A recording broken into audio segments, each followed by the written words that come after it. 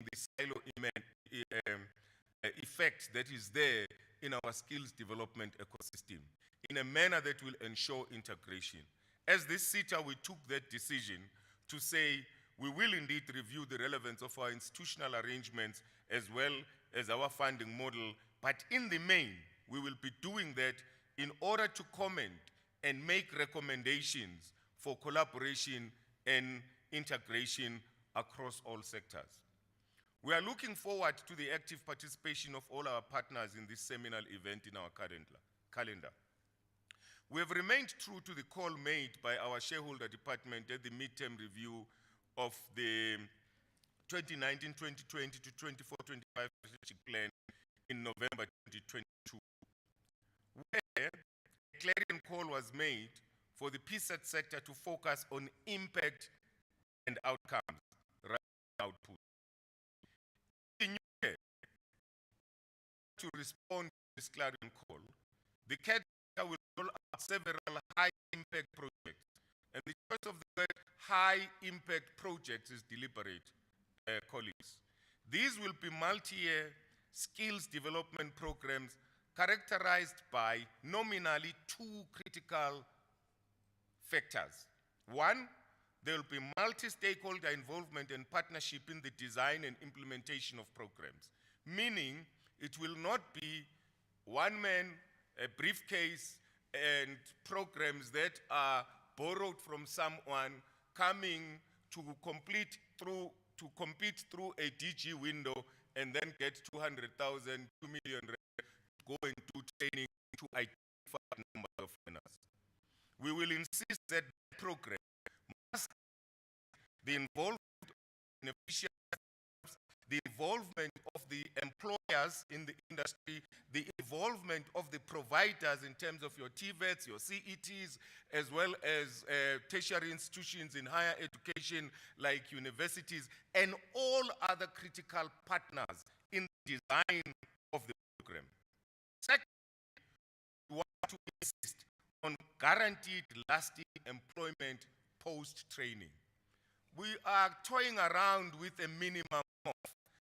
One of these programs must start off with a commitment that says a minimum 60% of learners that go into this program have employment prior to them even joining in the program, on condition they show meritorious performance and fitness for the purpose and the programs to which they come in. Training for people to then go out in the dark and see whether they do get practical or web-based training for them to be able to then become employable, and whether they do get employment, we think the time for that is maybe over now. Maybe we should now guarantee employment to a select number so that we stop also this internship hopping exercise that is taking place around. Where I speak to young men, it says, the last 2 years, I've had internships, chief. What do you mean? No, I do this one, that one, and the other. I did that one last year, and this year I'm doing these two. And that we don't even know that actually of the 21 sectors, we are actually funding one learner 3 times in 1 year. Surely something is not right. We have said a lot, colleagues, about what we have achieved and what we have set out to do. Let us turn briefly to what we have done and will be doing to enhance the internal capacity to do what we have set out to do. It's one thing saying what we will do when we do not have the internal capacity to then deliver on that, because we end up over-promising. Many of us will recall the realignment project that was inherited by this board and brought to finality sometime in 2021. At the very onset, anomalies in the new structural design and configuration, the implementation of which this became evident. Over the last 2 years, the board has painstakingly and meticulously worked with management in addressing the most critical threats to the organization. Several disparities have since been addressed in a fair and transparent manner through the implementation of the job grading and remuneration system. Hopefully this has addressed some of the concerns that were in this room. With this in mind, we are confident that this will improve staff morale. I had too much of that because it's not meant for the outside world, but for internal home. The review of the business model alluded to earlier will also go a long way towards helping us to achieve this end. We are making that project our priority project. We have to find a way of ensuring that the way we structure, first our mandate, function, and then our configured structure, plus the business model have to match. Because as CFO says, funds follow what? And structure follows. You don't start with form, you start with function.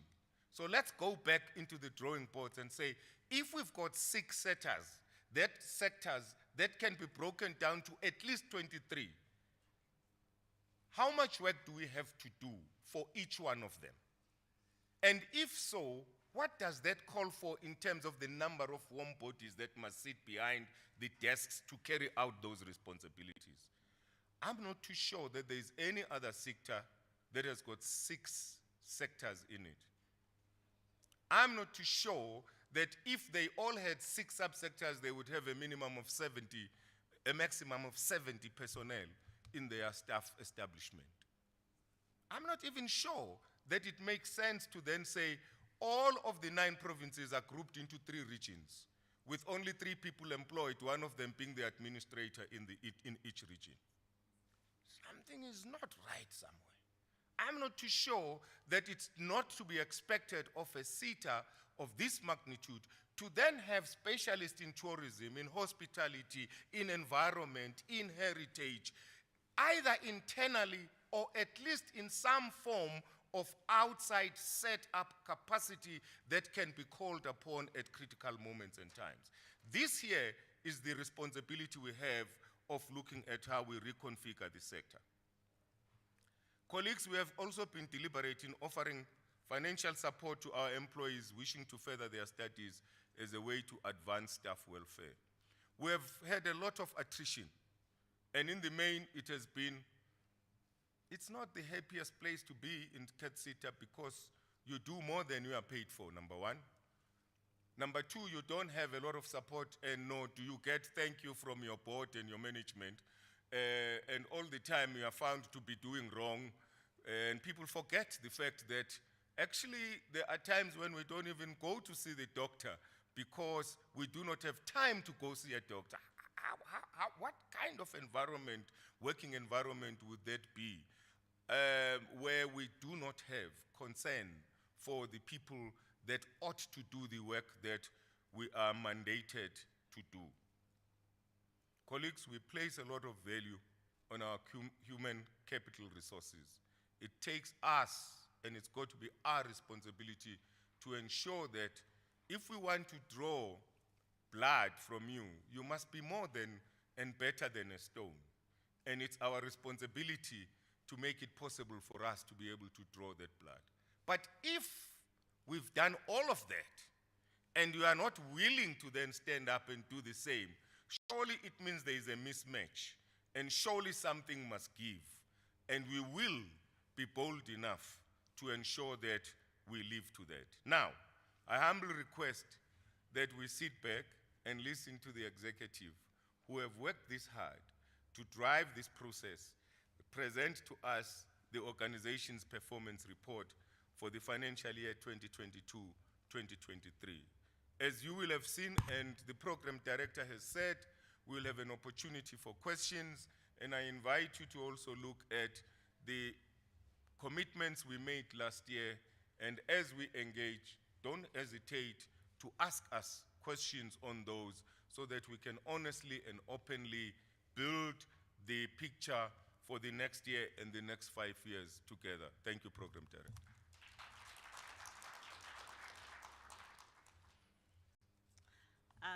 Thank you very much, Chairperson.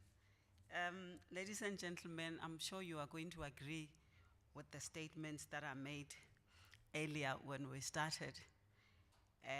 You have heard for yourselves And you will also agree probably that I'm a good listener because I've listened several times to the chairman, and basically then what I said earlier, you have had an elaboration of that and a demonstration of that.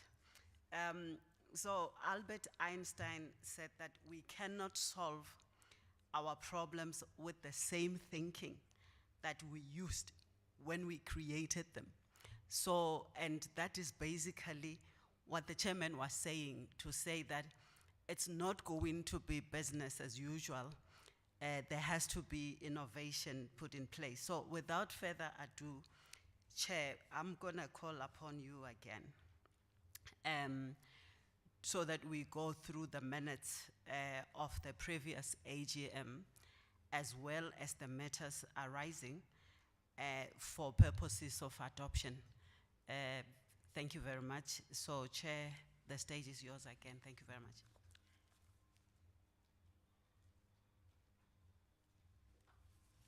Thank you very much, Program Director. It is indeed my honored privilege to lead this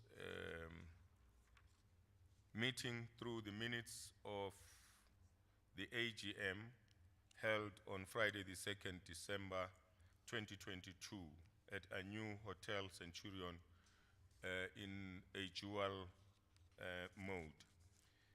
The minutes have been shared with all stakeholders and members present. I can see we have, or you should have had in your pack and in front of you now, a 6-page document that captures the minute. And given that this has been circulated in advance, I'm going to request that we go through each page for two reasons mainly. One, for correctness of capture of facts, and the second, for substantive engagements that were held. I would request that we go from each page. I will just ask page 1 and look around to see if there is any hand that wants to raise anything. And if I can be assisted also on the virtual platform to see if there are any hands. I'm not sure who is going to be doing that for us, Program Director. But we will see an indication if there is any, so that we do not lose or miss out on the engagements from that side as well. And maybe we should also have roving mics, and we can see who is going to do that for us, so that we are able to make reference at this stage. With all of those arrangements in place, may I then ask that we go through page 1 of the minute. I don't see any indication of a hand in this gathering. On the virtual platform, I get a sense that there is none there either. Page 2.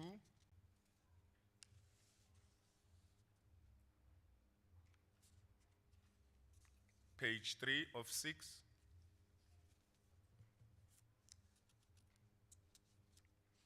Page 4 of 6, which captures the questions and answer session.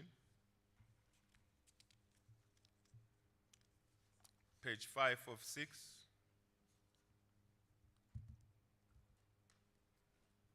And page 5 in the main captures the summary of the takeaways from the remarks of the last AGM,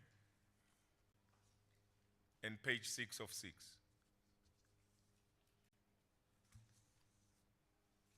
I do not get any hand or see any hand here either. Can I then get a move for the adoption of the minutes, the true reflection of the deliberations that took place on the 22nd, rather on the 2nd of December 2022? Mr. Mota moves. Can I get a seconder? I can get a seconder from Mr. Ntuli. Thank you so much. There is also a shared matters arising from the meeting, 6-page as well. I am not going to go through each page, but I'm going to request that members look at the matters arising, and we go again the same route. And if there is any mention, question, comment that a member would like to make, please do so and stop me at the moment of that page so that we can engage with that. But also alert members to the fact that a number of the issues that would be carried in the matters arising have an opportunity of being raised in the question and answer session as well. So if it is a matter that you would like further discussion on, I would really recommend that we put it in the end in the question and answer so that we can have ample time to address it in the half an hour that remains. Page 1 of 6 on the matters arising. Page 2 of 6. I get an indication also on the visual that we do not have hands there. Page 3 of 6, I have been given a signal. Page 4 of 6,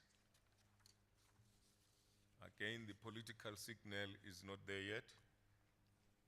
Page 5 of 6, and page 6 of 6.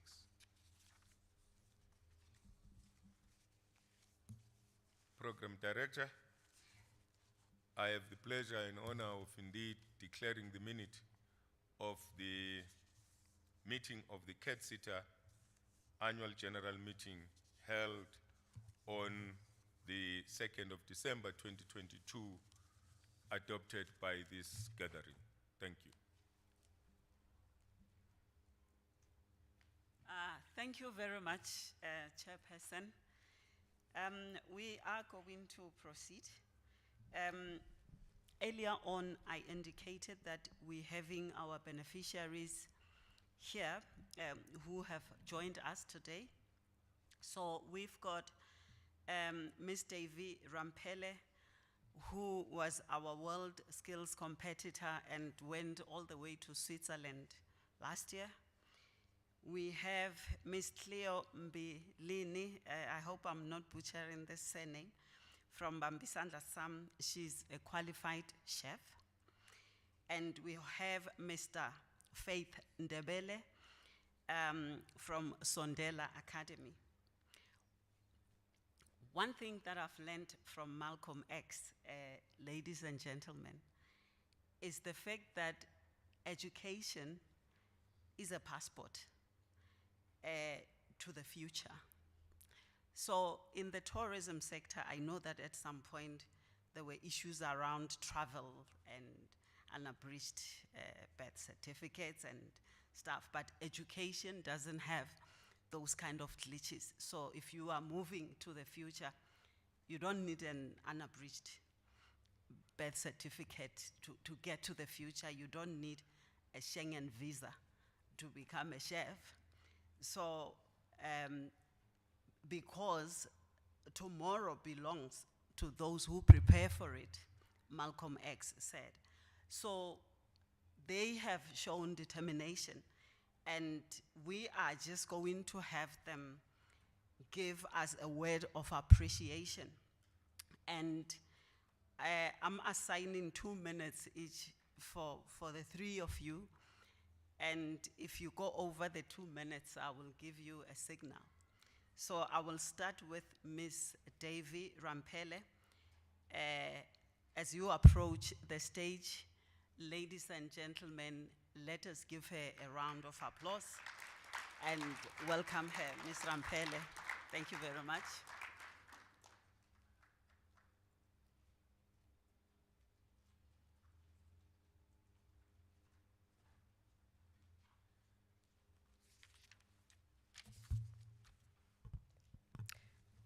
Greetings to the House at large. My name is David Rampili. I'm a former World Skills competitor. World Skills South Africa recognizes the power of skills and the need to promote the talent of young artisans in our country. It gives the youth the chance to compete, experience, and learn how to be the best in their skills. And I learned to be the best in my skills, which is cooking. My journey with world skills started at Waterberg Tibet College in 2020. I first entered the competition, then we did the provincial one, then I got second position. Then we went to the World Skills Africa at Namibia last year, then I got position 2. Then we also did the national one, I got position 1.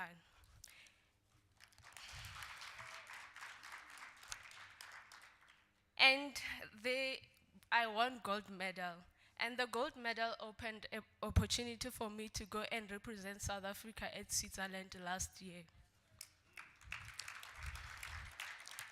And I got position 19 out of 30 countries. And recently, the World Skills International contacted me and telling me that I'm the best in my country. As I'm standing here, I'm proudly doing my occupational chef qualification at Coroni, and it is funded by Cathsseta.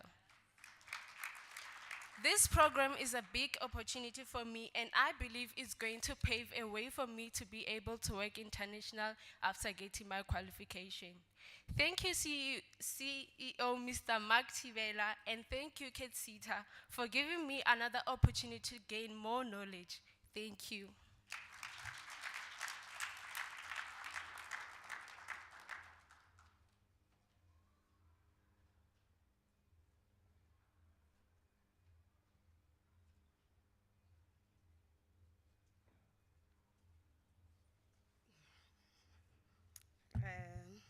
Greetings, ladies and gentlemen. It is such an honor and privilege to be here. My name is Tsolofelo Cleopatra Mbileni. I'm currently a third-year student at Bambisandla Sam Center of Excellence, and I'm a Cathsseta beneficiary. I'll share a bit about my experience overseas and how grateful I am to my academy and Cathsseta. It was my first time being overseas was for such a big sporting event which united different people from different countries, which was the World Cup 2022 in Qatar. I learned a lot from cooking different cuisines to cooking for people with different dietary conditions. And I've learned so much, and I've also learned how to stay calm when I'm under pressure. And I didn't know I had the capability to work so hard without quitting. Challenges were there like any other kitchen, language barriers, because most of the Arabians and French, they do want to speak English, so we had to learn. But my hunger for learning and succeeding and getting that international experience certificate got me pushing. If it wasn't for Cathsseta and Bambisandla Sam, I wouldn't have achieved or be one of the privileged learners to be overseas. I was one of the learners who had lost hope worse after the COVID outbreak. Things got worse, but through my academy and Cathsseta, I became a person amongst people. I currently have an entrepreneurial certificate which I got through my academy. I've seen how I motivated my schoolmates, peers, and colleagues, and now they also want to go overseas. I'm grateful for the experience and the chance I got to explore the world, as everything is totally different from here in South Africa. I take pride in knowing that I raised the Bambisandla Sam, Cathsseta, and South African flag very high when I was in Qatar. I'll always be grateful for the opportunity that has changed my life and hoping for more international experiences. I had an interview with Charleston's Place in the USA, and guess what? I got the job. And I'll be going overseas again in 2 weeks' time at Sea Island in Georgia. Sky is not even a limit for me, and I will not rest until I wear that executive chef's jacket. Grateful doesn't even begin to explain the gratitude in my heart. Thank you so much to the CEO of Cathsseta and all the stakeholders. Thank you.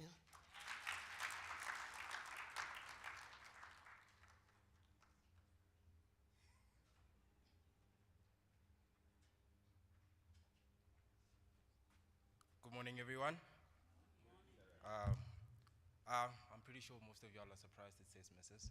I think it's the name, but it is Mr. Faith Ndebele.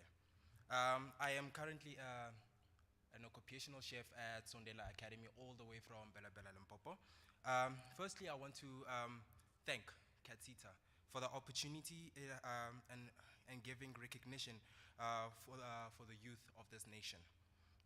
Many of us chose this career not understanding what kind of war was waiting for us beyond the trenches, but recognizing the opportunity it weaponizes us with. Some of us coming from places where exploring a country as beautiful as ours was just a dream far-fetched. Why culinary arts and occupational chef? In my case, I strive to not only please the palate, but to bring the world to people through food, because there is nothing that brings people together like food and beverage. I'm really sorry, nerves. Being in this field has also given me the chance of being part of of South Africa's biggest events, such as the Delicious Festivals, Marula Festival Expos, and also Land Cruiser Festivals that happens to be annually at Sondela Nature Reserve and Spa. And the list just keeps on going. It means a lot that knowing that the long hours I put in not only contributes to the success of my own future, but to the tourism industry of this country. And in this program I am undertaking, it is one of the bridges that gives dreamers like us a chance to turn it into a reality worth being proud of. I just wish I was told ahead of time about the long hours I will be working and sacrificing a bit of my own social life, but it is worth it.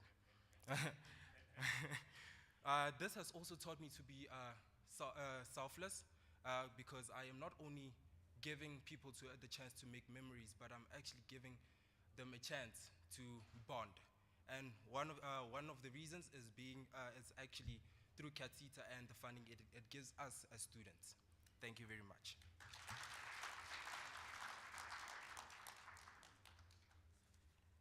You know, Cathsseta is one of those SETAs that is blessed with a lot of young people. So I thought I would hear some whistling, you know, as we were clapping hands. So the chairperson of the ARC is actually doing it. Thank you very much, Chairperson. Our vision, ladies and gentlemen, says skills needs met in each subsector to drive economic growth by 2030. And we have started, and this attests to the fact that we are moving towards impact. So we're not just churning out the numbers, we are making a difference. The Amen is encouraging me now to actually remember the words of Apostle Paul. So after he was irritated with the Galatians, he then turned around and said, "Let us not grow weary in doing good, for in due season we will reap if we faint not." So CEO, these words are actually addressed to you, to say, don't get tired. It's good that you are smiling. And I think I'm quite certain that one of the things that you will speak about is our performance and the way in which it has moved from where it was until the year under review. And the CEO has always said that we are a learning organization. We are not perfect. Yes, we are working towards the impact, and yes, there are challenges, but we are not getting weary. And in saying that we are a learning organization, I want to believe that he has taken cognizance of the fact that we metamorphose, you know, from being caterpillars to becoming butterflies. And once you become a butterfly, you pollinate every flower. And when you do that, you enable each flower to bud and produce fruit in the long term. So CEO, without any waste of time, I'm gonna call you to the podium to present the annual performance report for the SETA. Ladies and gentlemen, let us welcome our CEO, Mr. Max Tibela. Thank you. Thank you, Program Director. Chair, it looks like we are multi-skilled in this organization. I didn't know that my colleague can deliver the best sermon, you know. So it's a skill that we may have to nurture within our subsectors. So let me take this opportunity and observe protocol. And us being a creature of statute, acknowledge in absentia the Minister of Higher Education, Science and Innovation, who has made it possible that this SETA continue to exist by promulgating the Gazette that says will still exist till 2030 in 2019. And also the Director General, who in terms of PFMA is the accounting officer, who ensures that we continue to have money to spend. And in terms of Section 38(1)J, we have to submit a certificate of assurance that we have effective and efficient systems of internal control. And moving from there, we have Tatem Valo, the DDG, who keeps us awake all the time and ensuring that we adhere to compliance requirements as a SETA, from governance, performance, and so forth. And the key to that being the leadership of this entity, being the accounting authority led ably by President Ndlovu, who is an interesting chairperson to work with. You know, each time the chair phone, even when you're in the middle lane of a freeway, you feel like pulling off and have a pen and paper because you are going to get new ideas. It's so interesting to work with him, I must say, and the colleagues always, I'll say, I was chatting to the chair. He has given me these ideas, colleagues, and there is this and this. Then they say, always you are bringing new things. And I said, yes, because we have to continuously improve. We can't sit on our laurels. Whatever we are doing may be good today, but tomorrow we need to really do something different. So we really appreciate the leadership from the chair and the board and the committees that support the board.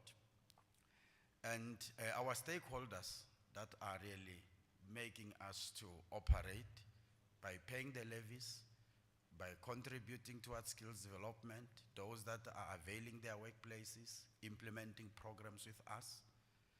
The beneficiaries, without you, we will sit with the monies, without no participants into the programs. We really appreciate that. Then I cannot be standing here, Chair, without the team Cathsseta. That really, despite all the difficulties that we have faced over the 3 years, the team has been resilient and ensuring that the performance that we are going to present here is on the upward trajectory. We started in 2021 when we reported we were at around 73. Last year we reported 89. Here we are 92. And I can assure the board and the stakeholders that we are going higher and higher. We're not going back.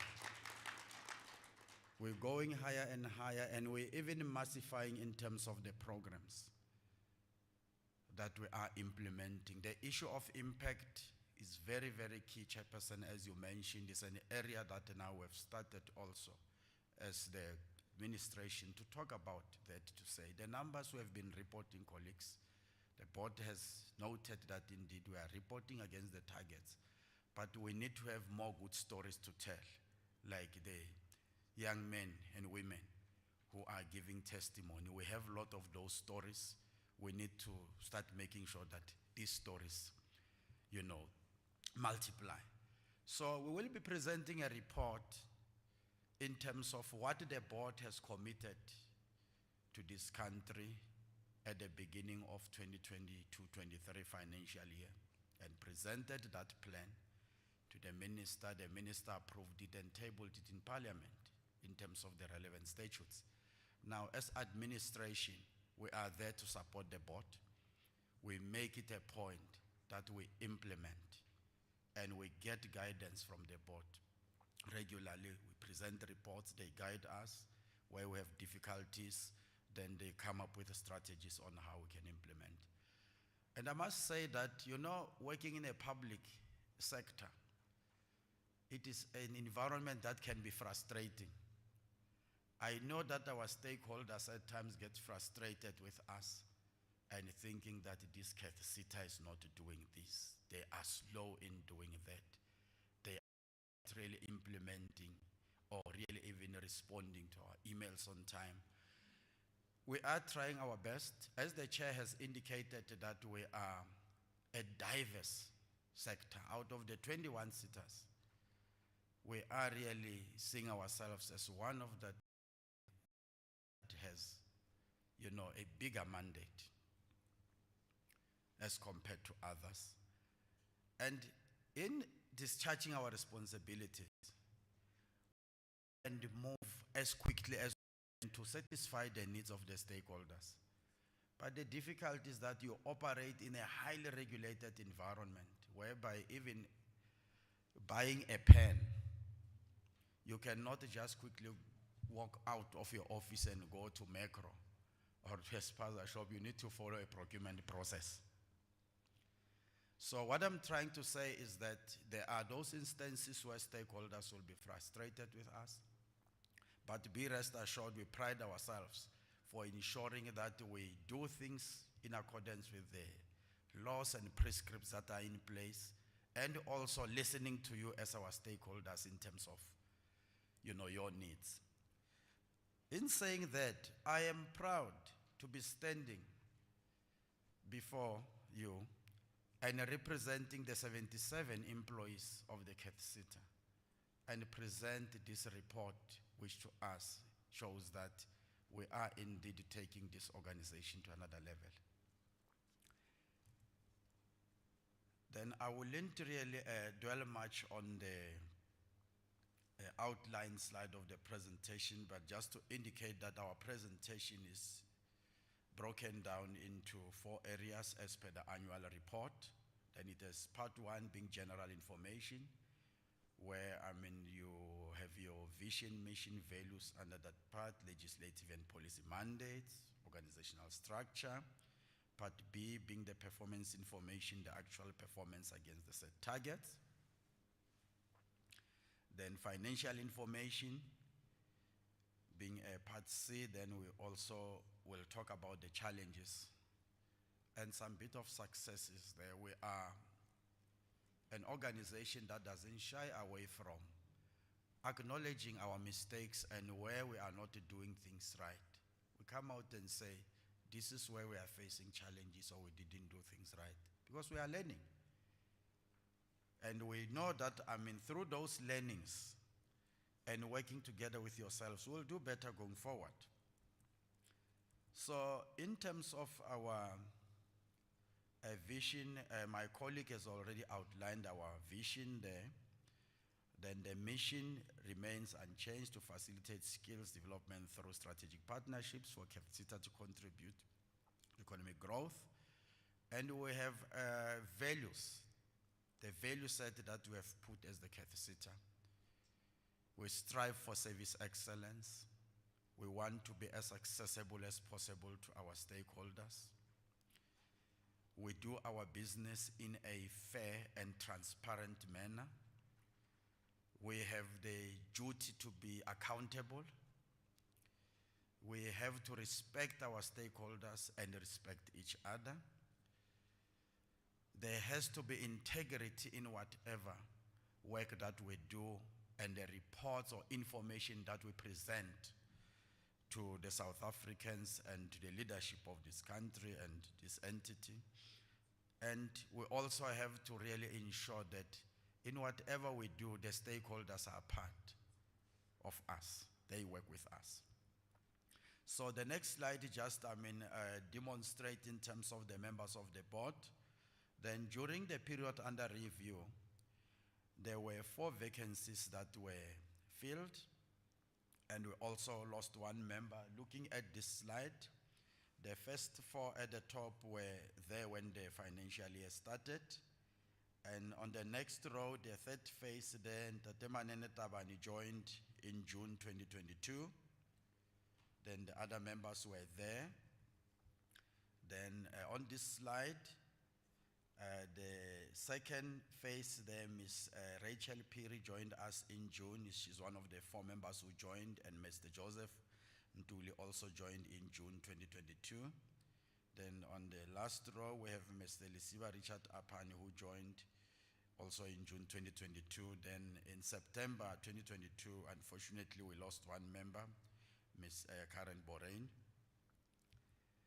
Then in terms of the executives, this is the team that was there during the financial year up to the end. Then I will not dwell much on the policies, as you'll have received the annual report. Then now part B talks about the actual performance. You will have seen in the annual report that already it shows that good picture of a 92% moving from the 89% the prior year, which shows that we are really progressing. And now our programs are divided into 4. As a government institution, those who understand government, you have what you call a program structure. Number 1 being administration. Then we have set targets under this program called administration. This is where you find the Office of the CEO, the governance units, finance, corporate services, which includes your human resource management, your facilities management, information and communication technology, and so forth. Then under this area, we planned for 6 performance targets. We achieved 3, and 3 were not achieved. And it is stated in the report in terms of the reasons.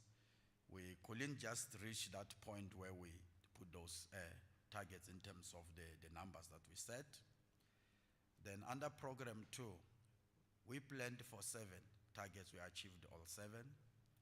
Program 3, which is the core business of this SETA, this is where a lot of work is happening in terms of those learning programs. We planned 34, we achieved 33. And then program 4 is quality assurance. We planned 5, we achieved 5. Then this is just the performance highlights in terms of the number of targets that we planned. We had 52 performance targets in the APP. We achieved 48, and at year end, 4 were not achieved. And in terms of the profile of the Cathsseta beneficiaries, when you look at the below part of the slide, then there's an indication there that, you have a 33 kind of gender split of males and 67% females. The youth status there, as you can see, is 14%. Then the blocks there are showing that 35 or 86% are below 35, and then 14% are above 35 for beneficiaries. Employment status prior intervention, as you can see, there is 24% employed and 76 unemployed. Then the issue of ethnicity there, then we have 92% being blacks in terms of the beneficiaries. Then now, giving a detail now in terms of the summary I was giving per program, I've already indicated that we have 6 targets, as you can see. We have a target relating to training.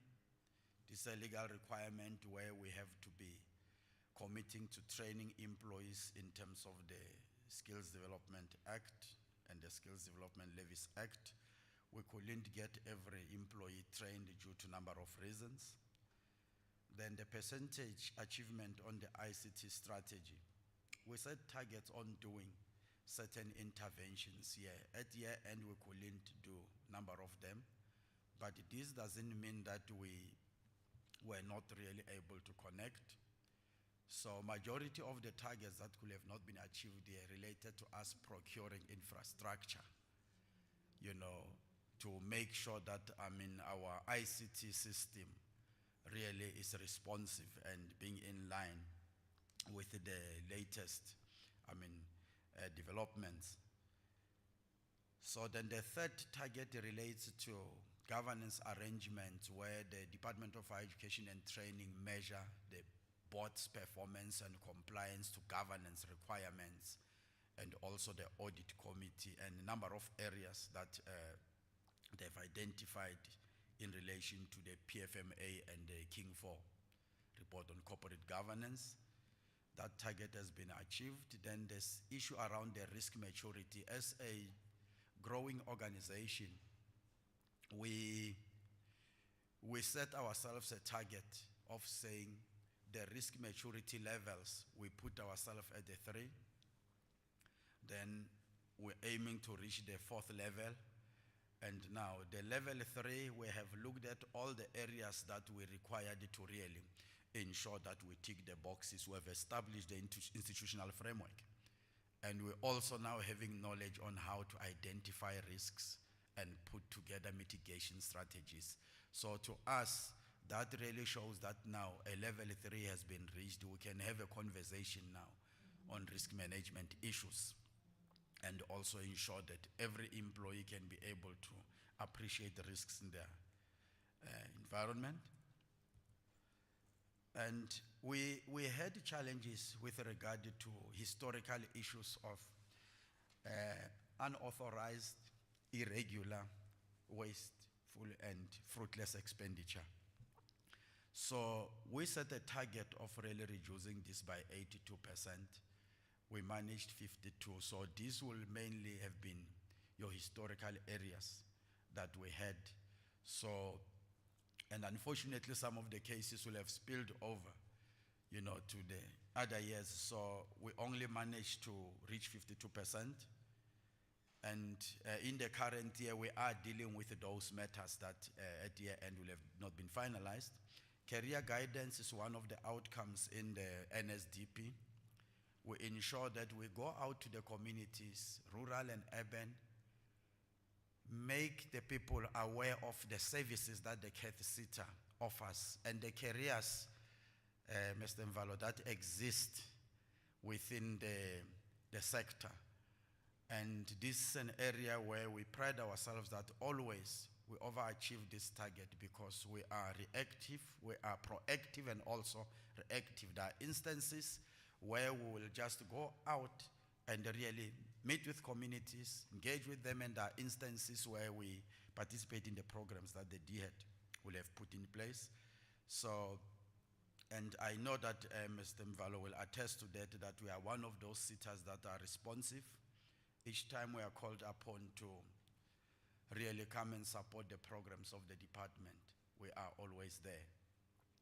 Then under program 2, we have set ourselves a target of implementing, a research agenda, conducting various research studies.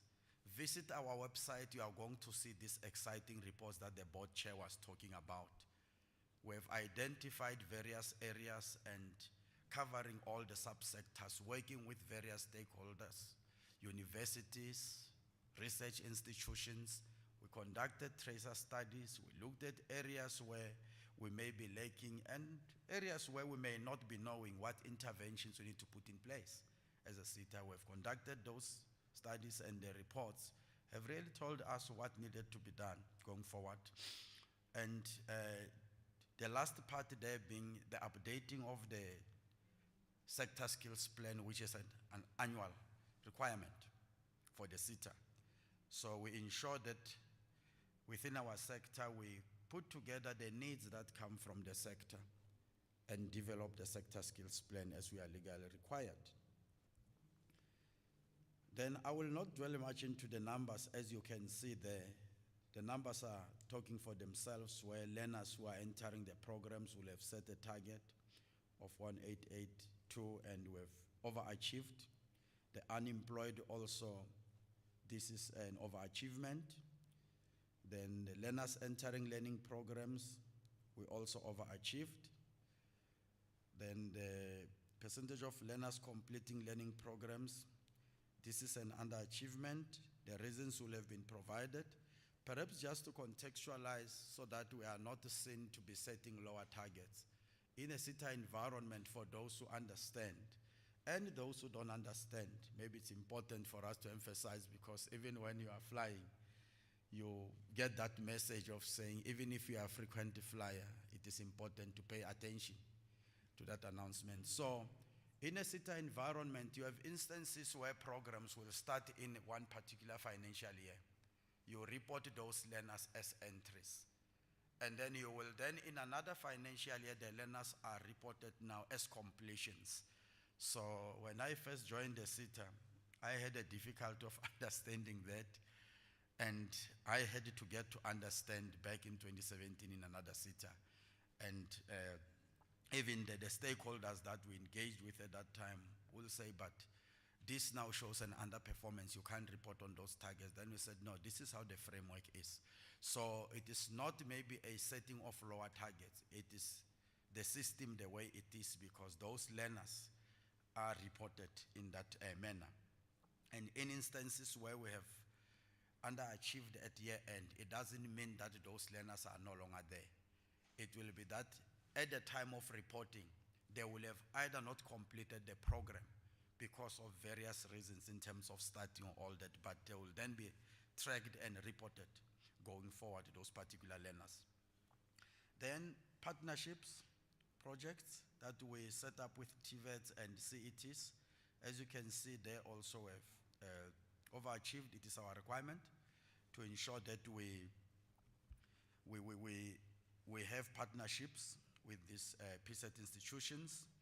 We also have SETA offices that are established and maintained.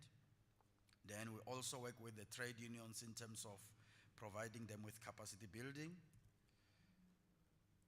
It looks like this is the same slide that I touched. Then support to SMMEs, support to CBOs, NPOs, and also the mandatory grants approvals where we pay back, the funds that, the 20% that has to go back to the levy payers. So there's a process there where we have to set targets and then we pay back. We've complied with that. The discretionary grant in terms of the allocations there, we have an overachievement. Then also in this slide, as you can see, we have achieved all those targets in terms of what we have set for ourselves. Then that seemed to conclude, this is program 4, yes, under program 4 we achieved everything. So that concludes the presentation on the non-financial part of the report. Then I will leave it to the CFO to take it from here, then I will deal with the challenges shortly. Thank you.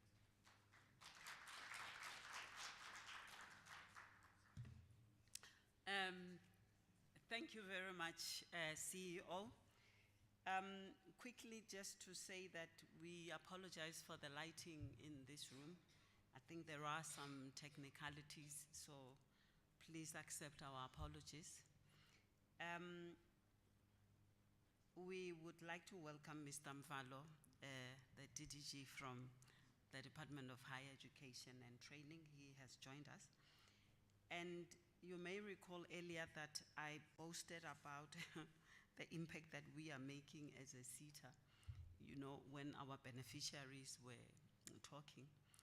And it so happened that the only person that probably knows how to whistle in this room has just graduated from a chef's training course. She'll be graduating on the 1st of December, and that is the chairperson of the ARC committee, Ms. Nozi Lubanga.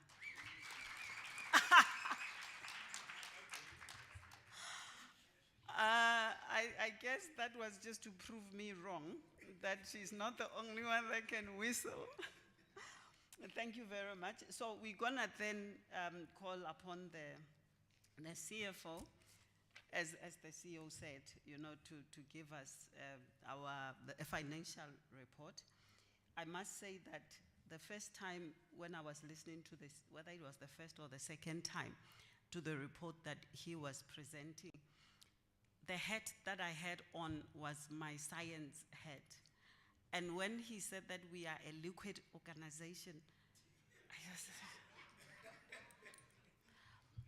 I thought we were solid. And then suddenly we are liquid. So CFO, please come. I know that you are going to repeat that. Let's welcome Mr. Marota, ladies and gentlemen.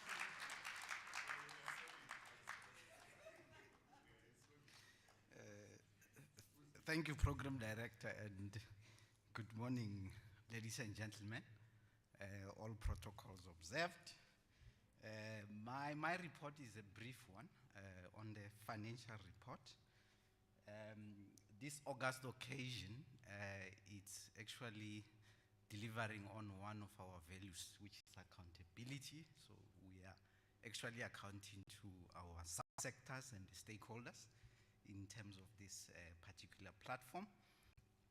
Just a quick reminder how the SETA gets funded. We are funded, of course, in terms of the Skills Development Levies Act. There's a slide that gives you a grammatical manner in terms of how the SETA receives the levies from all the levy payers. So that slide is just meant to give you a synopsis as to how we get funded.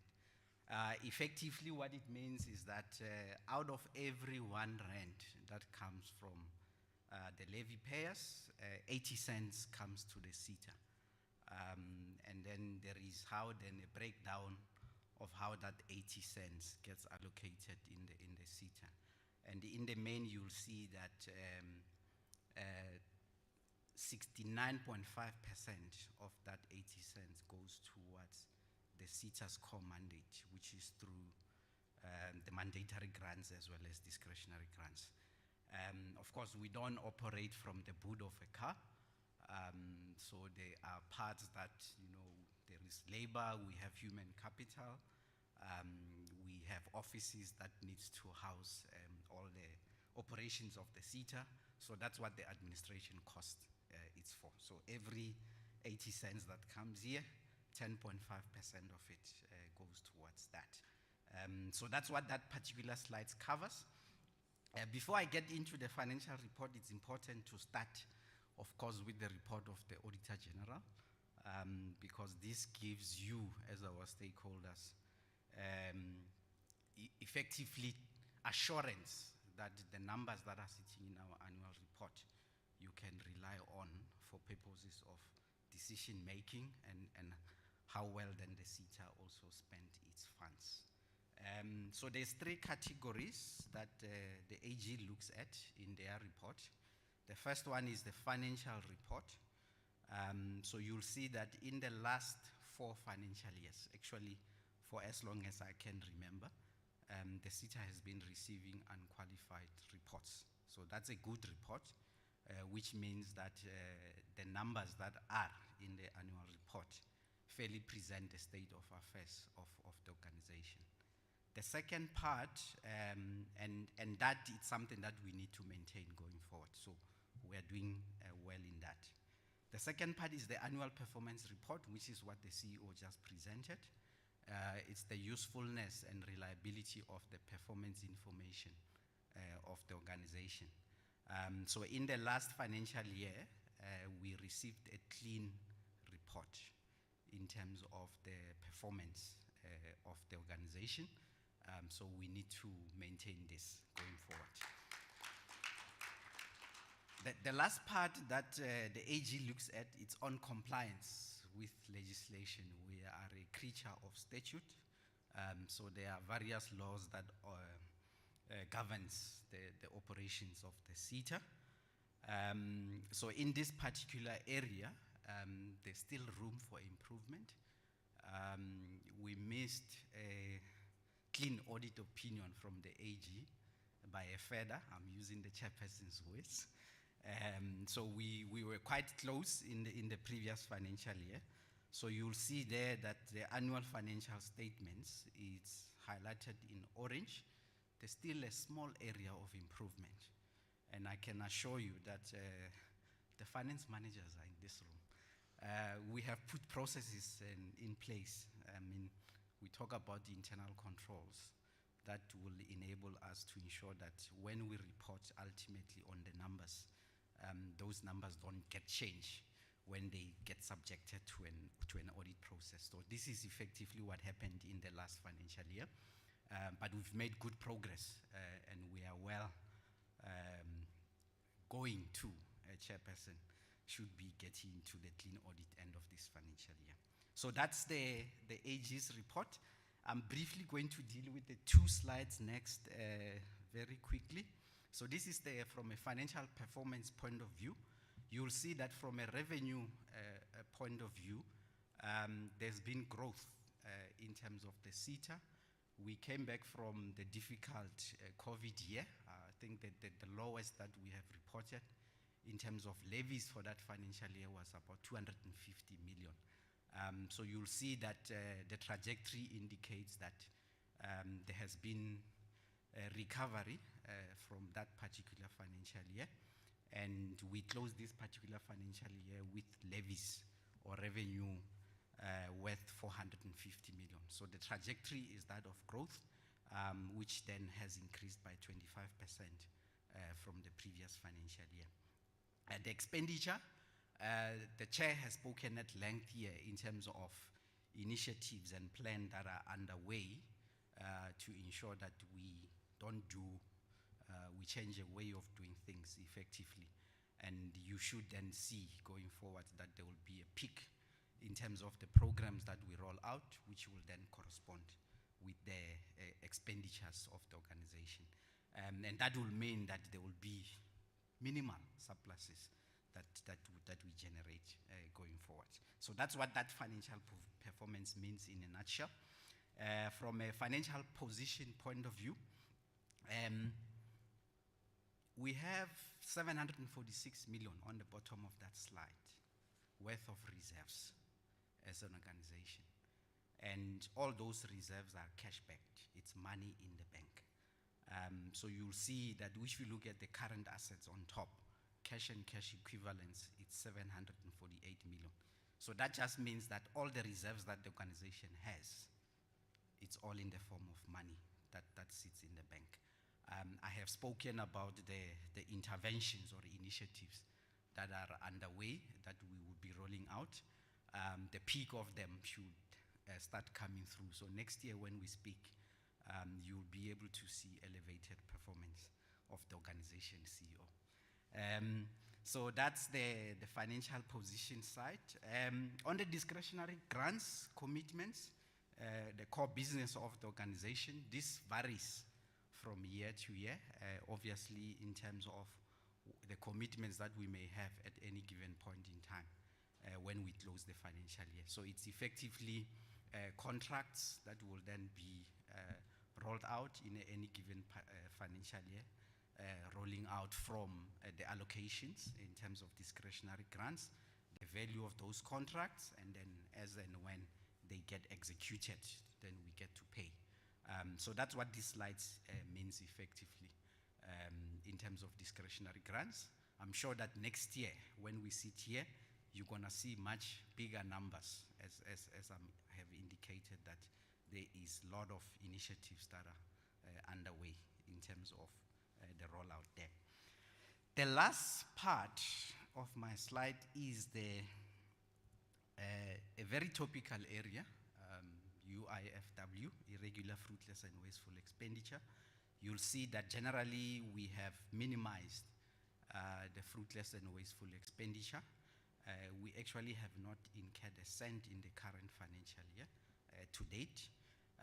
In this particular financial year, we have a challenge around the administration expenditure of the organization.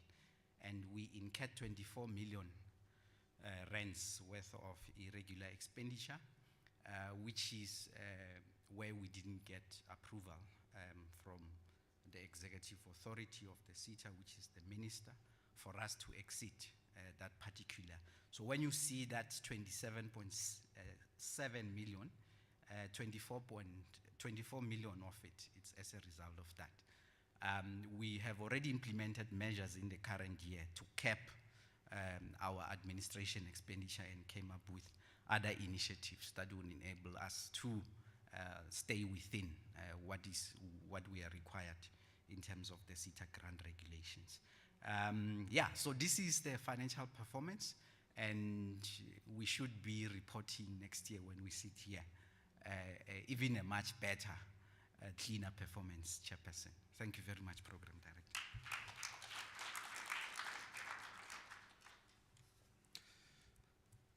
I just want to complete the last part. I know we're running against time, Program Director. Let me apologize for really omitting my fellow CEOs who are joining virtually, and really special greetings to them and the chairperson of the Association of SETA CEOs, Dr. Felingiende, who has joined, and the other CEOs. Then we really appreciate that you are part of this. So the three challenges that we have identified that are in the annual report. The first one is the issue around the enterprise resource planning. This is the elephant that we have in the room.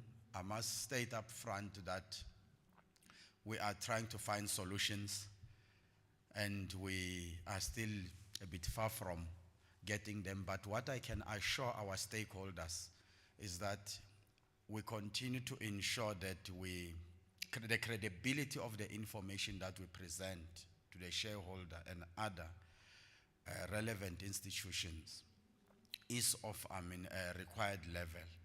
One, ensuring that when we come to the time of now the mandatory grant process, the transacting by stakeholders is what happens between the 1st of April and end of April. The stakeholders are able to transact in instances where challenges are experienced.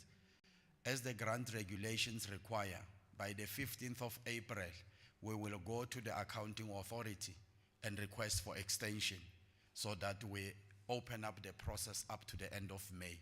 We have duly done that. Everyone was able to submit as required. The module for accrediting the skills development providers, that module is working. We are able then to transact. Then the part that with this system is really troubling us is the discretionary grant one. But when we open a window for submission of proposals, we are able to receive. Then we run a manual process for the purpose of accuracy. And what makes me awake, I was saying to the board a few days ago, board committee, that we have made it a point that we are able to present an accurate commitment register. The information sitting in the learning programs department and the finance department talks, and the AG then is happy. And that is what we can really commit, that accuracy is very key for us, because you won't sit with the finding. So, but we are looking at initiatives in terms of how to arrest this problem.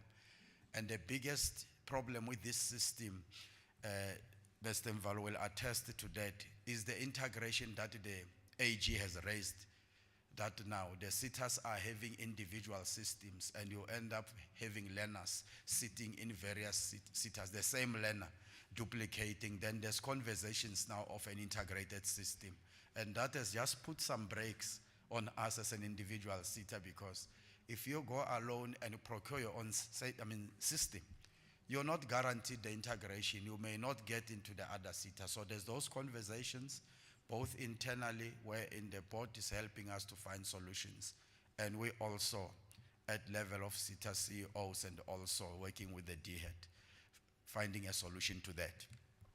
Then the second one is the workplace skills plan. Some employers giving us money, but not submitting the WSPs to claim the 20%.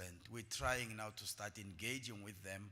We even conducted a study, Dr. Umana, you remember, to find out why are these levy payers just interested in complying, giving us money and not claiming back.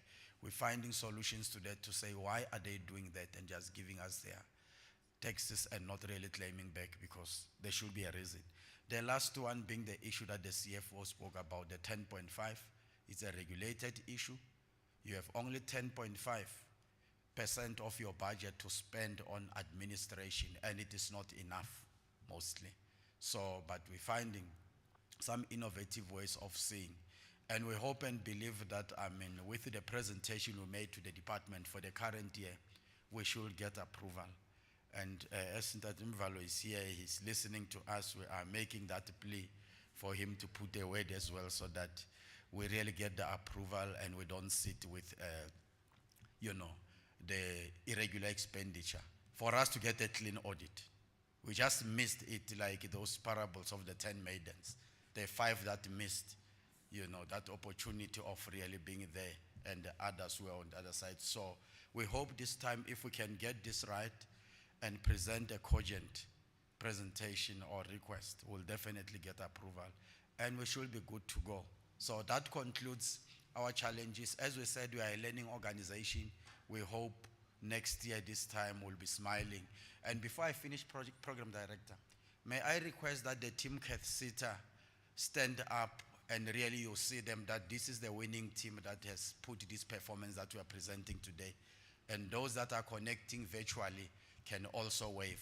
Team Cathsseta, please stand up so that they can give a round of applause.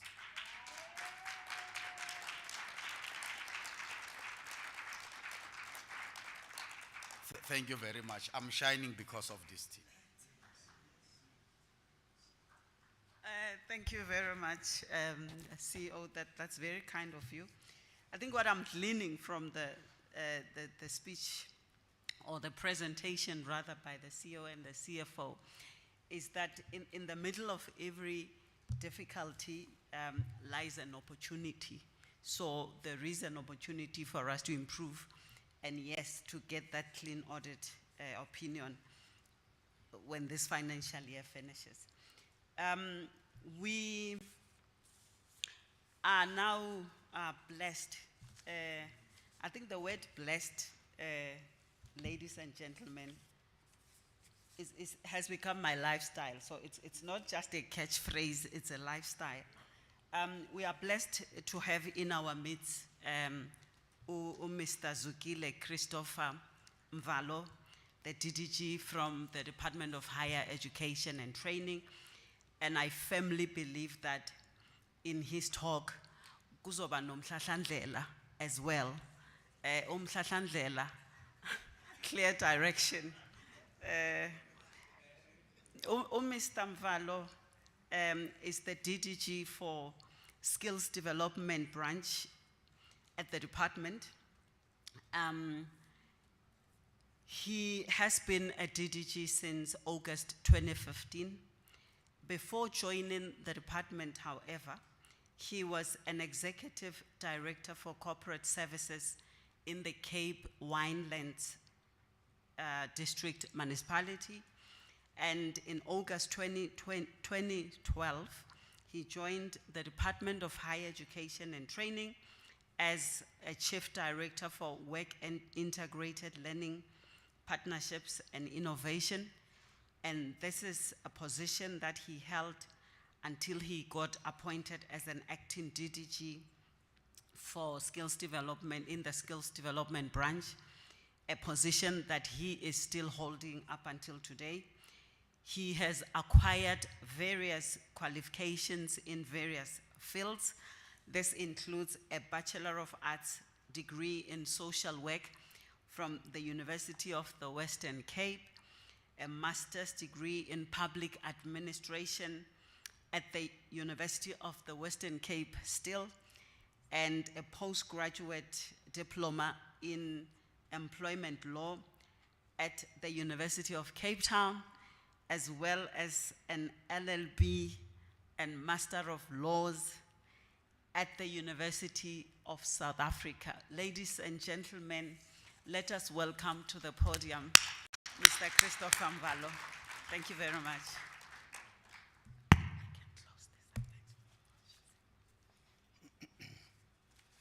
Yes, Program Director, that was very much kind with that introduction.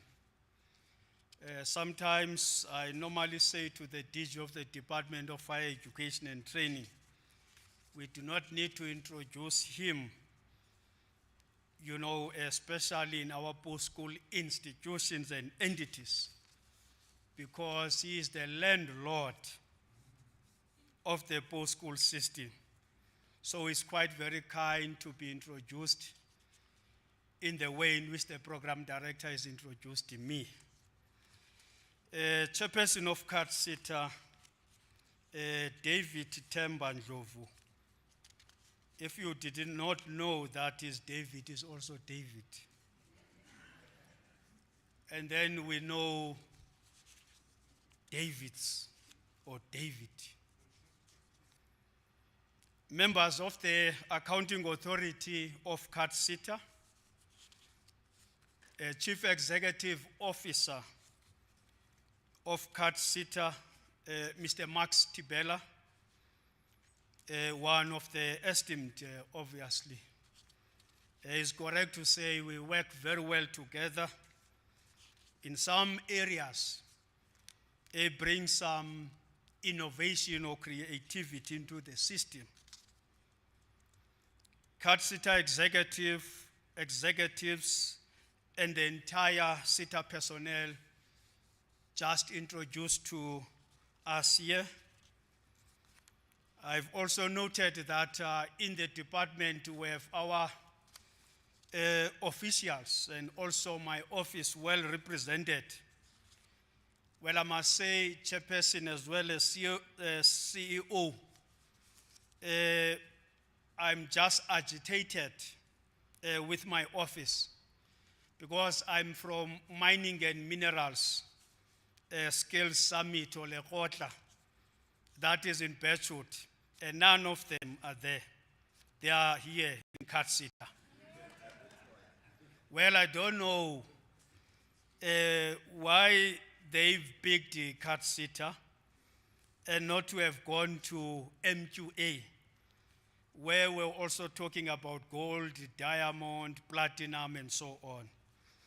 Seemingly, you are the diamond, you are the gold. Indeed. I'm also advised that we do have colleagues who are in the platform hybrid, with the presence, obviously, of the chairperson of the ASEWO and all other distinguished CEOs and members of the post-school institutions and entities. Well, Cathsseta will not be a Cathsseta without stakeholders. Very important.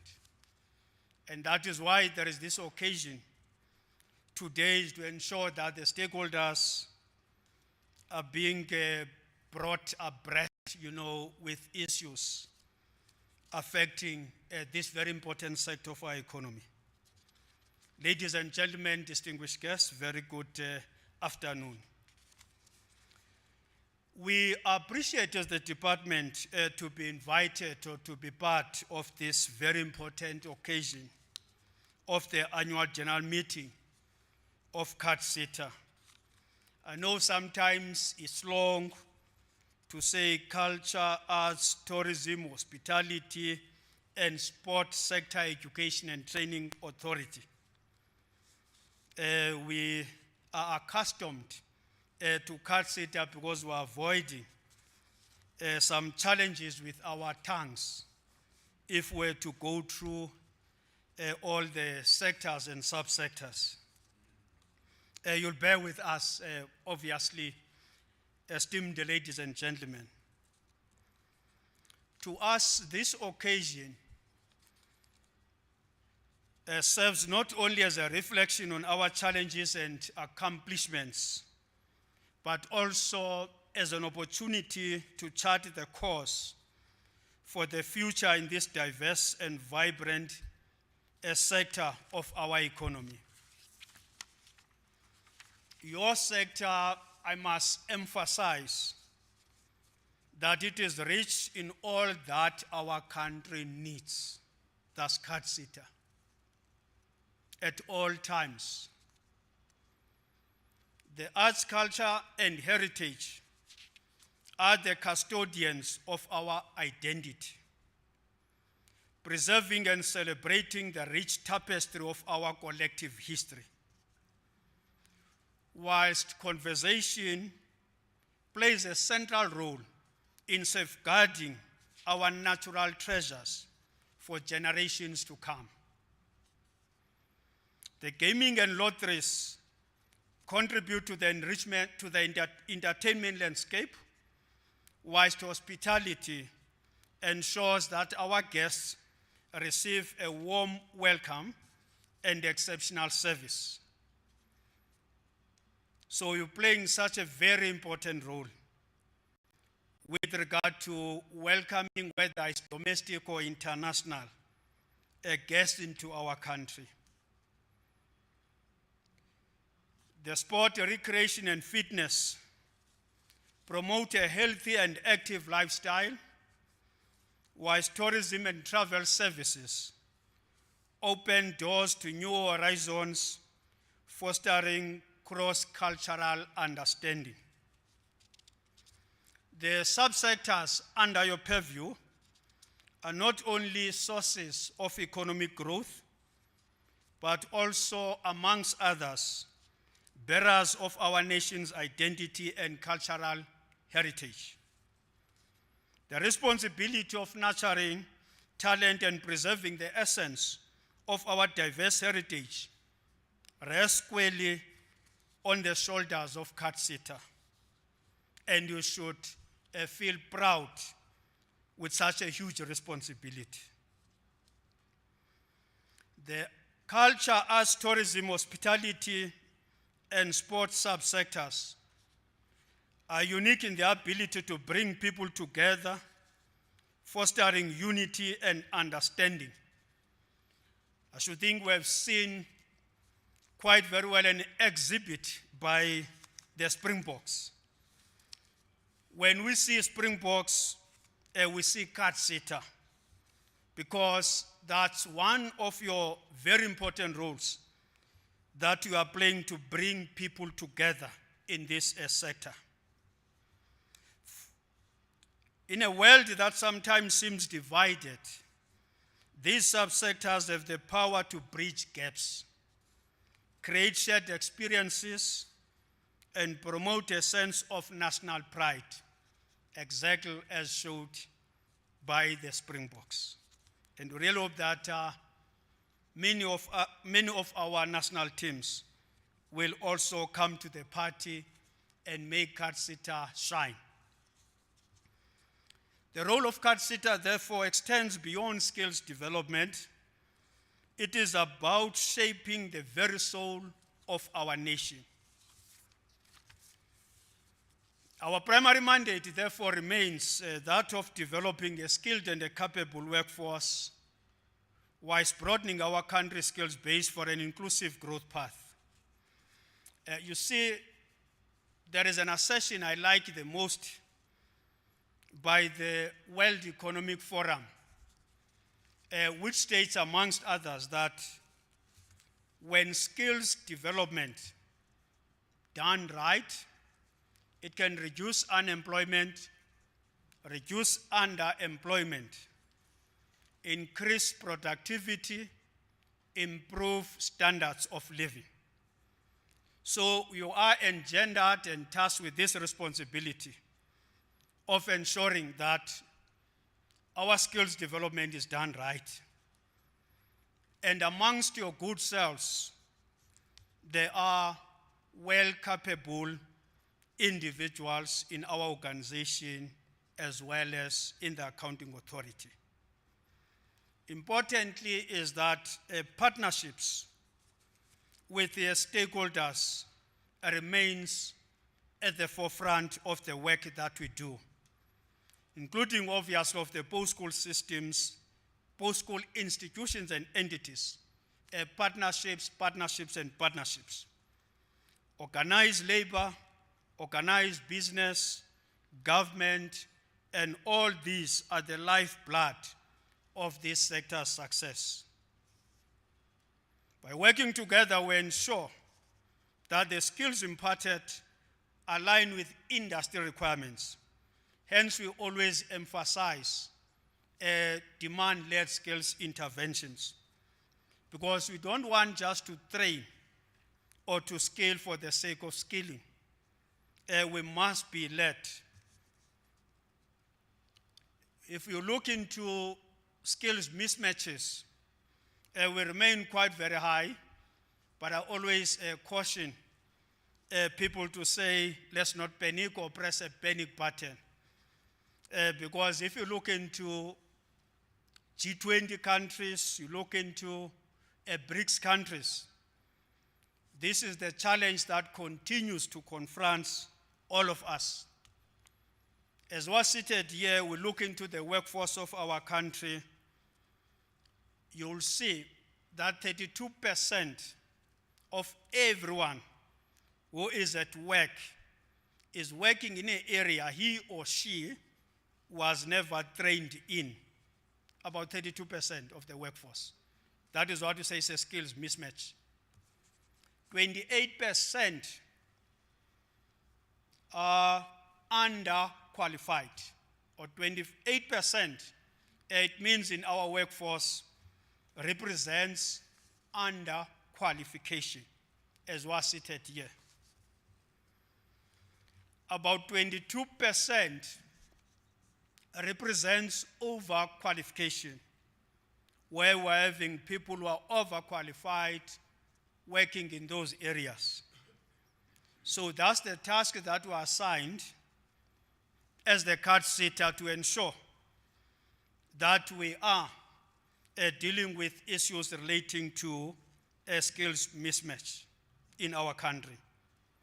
Hence, therefore, it's very important to work together with our stakeholders, to work together with industry, to work together with organized labor, and so on.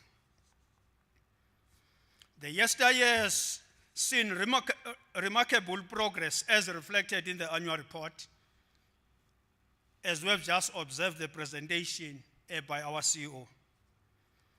With a series of skills development initiatives aimed at enhancing the quality and relevance of skills development in the sector, underscore quality and relevance. Because once again, you don't want to train for unemployment. You know, unemployment, especially for young people, as was stated here, is at 58%, those who are between the ages of 15 and 24. It's a drop if we compare the previous quarter from 60.7%. So, when we are training, we must be demand-led. I know this question continues to be asked. In one meeting I attended, it might have been this week, the question was asked as to the numbers we are training. Are we certain that are demand-driven or supply-driven? That is why as the department we are involved in a number of initiatives under the Labor Market Intelligence Program, identifying occupations in high demand. The last list we published, it was in 2020 November. And also the critical skills list is always like unethical or immoral when we are publishing the critical skills list, which simply means that we're inviting people outside South Africa to come and work in South Africa, because we do not have those skills that we require. And unfortunately, we cannot stop the economy up until we have trained so many we would wish to train. So that is why quality and relevance, I am underscoring it. However, we must remain vigilant in the face of emerging trends and challenges. We know quite very well as to what are those key change drivers influencing skill supply and demand within our sector. The advent of digital technologies, the rise of the experience economy, and the need for sustainable practices are reshaping the landscape of our subsectors. Cathsseta must be at the forefront of these changes, anticipating future needs and preparing our workforce accordingly. So Cathsseta is an authority in terms of skills development within the sector. Therefore, we're expecting a lot in terms of anticipating skills that we require in this sector, because we don't want at some point to have a gap because we could not anticipate, skills demands of the sector. And therefore, we are training and then we'll be running behind. Embracing digital innovation, which cuts across all our subsectors, will define this sector's contribution to our inclusive economic growth. You see, I always like adding a socio-economic growth, not only economic growth. The integration of technology in Cathsseta sectors has the potential to bring about revolution in the way we create, promote, and experience cultural and recreational activities within our sector. Whether it's leveraging virtual reality for immersive cultural experiences, using data analytics to enhance visitor experiences in tourism, or adopting digital platforms for sports management, the possibilities are just vast for the SETA. Cathsseta must lead the charge in incorporating these technologies into our skills programs, ensuring that our workforce is not only technically proficient, but also at the forefront of industry innovation. Sustainability is another critical dimension that demands our attention. As global awareness of environmental issues grows, the Cathsseta subsectors must embrace sustainable practices. Cathsseta can play a pivotal role in instilling a sense of environmental responsibility in our workforce and trainees and promoting eco-friendly practices in event management, tourism, and cultural preservation. By doing so, we not only contribute to the global effort to combat climate change, but also to position our industries as leaders in sustainable development. As guardians of culture and purveyors of entertainment, we have a unique opportunity to celebrate and showcase the diversity that defines South Africa. Cathsseta should actively encourage and support initiatives that promote inclusivity, ensuring that individuals from all walks of life have equal opportunities to contribute to and benefit from the richness of our cultural and creative industries. In the realm of tourism, we must continue to position South Africa as a destination of choice. This involves not only showcasing our natural beauty and cultural heritage, but also ensuring that our hospitality and service standards are of a world class. Cathsseta's role in skilled professionals in the hospitality sector is paramount, as they are our ambassadors who leave a lasting impression on our visitors and contribute significantly to the success of our tourism industry. The arts and culture subsectors, with the ability to reflect the essence of the society, play a crucial role in shaping our national identity. Cathsseta's support of artists, performers, and cultural practitioners is instrumental in preserving and promoting our diverse heritage. By nurturing talent and providing avenues for creative expression, we contribute to the vibrancy of our cultural landscape and inspire the next generation of artists. In realm of sports, Cathsseta should play a vital role in developing athletes, coaches, and sports administrators who elevate our nation on the global stage. Through comprehensive skills programs, we not only hone the skills of our athletes, but also instill values such as teamwork, discipline, and sportsmanship. So I think we need to improve there to say sportspersonship.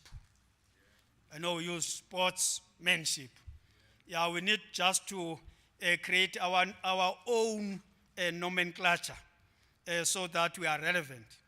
If you say sportsmanship, it means you are excluding.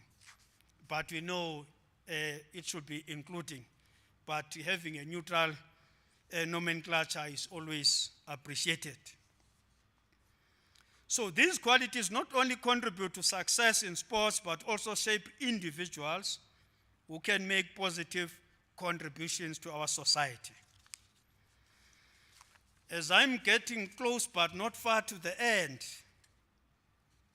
you are holding this annual general meeting against the background of the launch of the National Plan for Post-School Education and Training on 7 September 2023, which signaled our government's commitment towards achieving an improved, transformed, expanded, responsive, and articulated post-school education and training.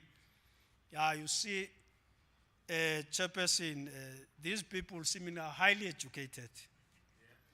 Yeah, you know, the language that is being expressed. One would wish to be educated to that level. But I must just indicate to you what are the 6 goals of the National Plan for Post-School Education and Training. The very first one is integrated, coordinated, and articulated post-school system. Integrated, coordinated, and articulated post-school system. Well, if you just look, into this goal, you'll know very well that the Department of Higher Education and Training brings together many departments or entities, as it were.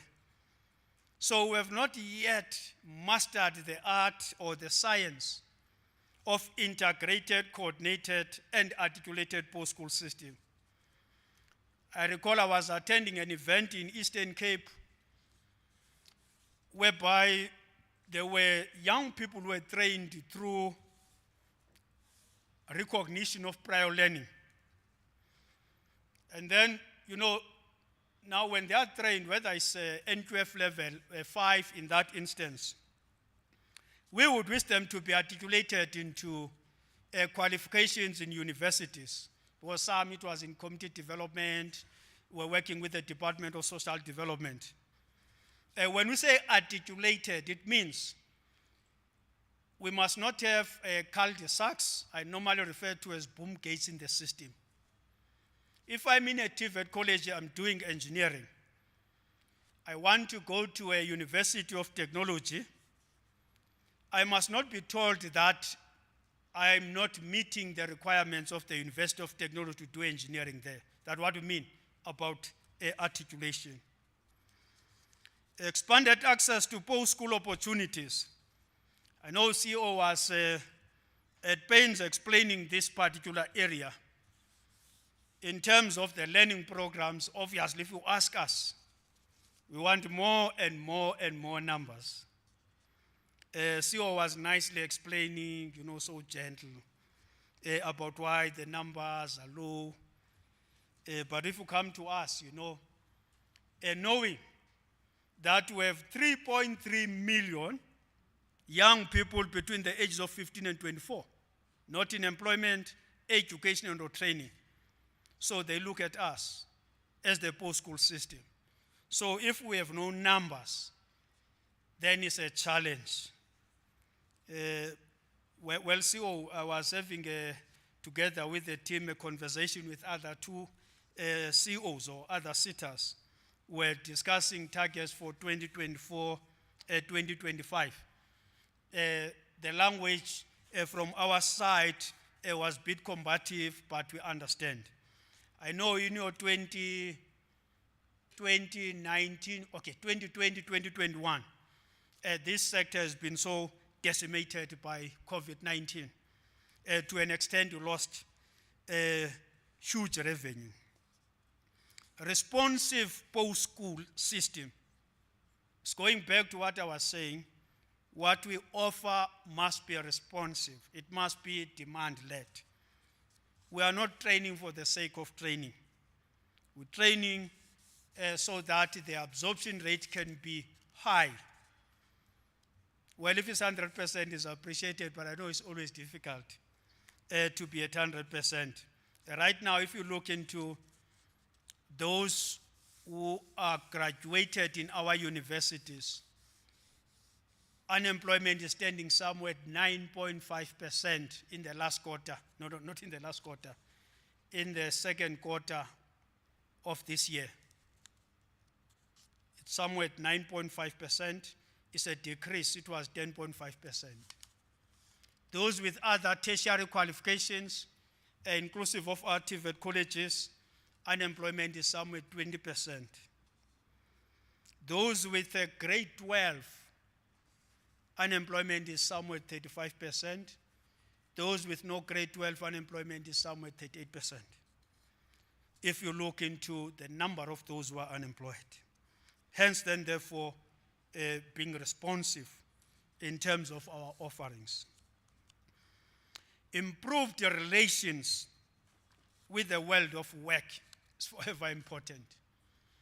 Minister, in 2014, when he introduced or changed the name Further Education and Training to TVET, so then he was saying now he's expecting that we are going to be very much involved with the workplaces.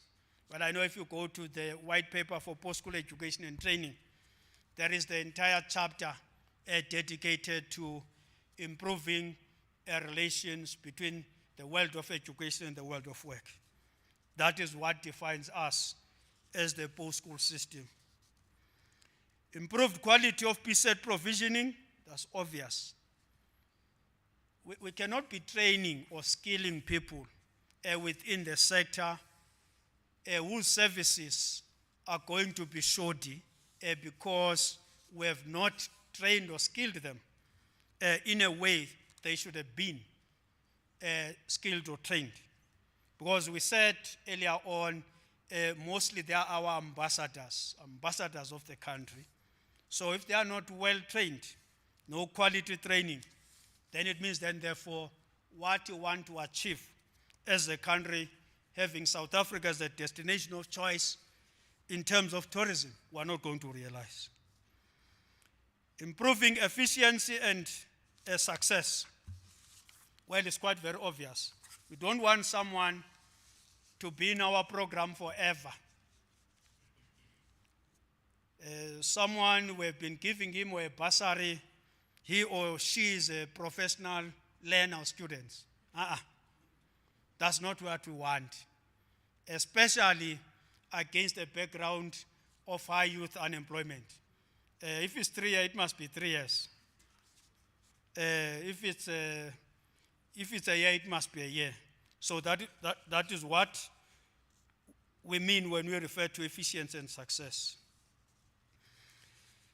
So the National Plan for Post-School Education and Training will continue to guide the SETA system strategy and planning instruments as it is framed within the broader goals and priorities of the National Development Plan.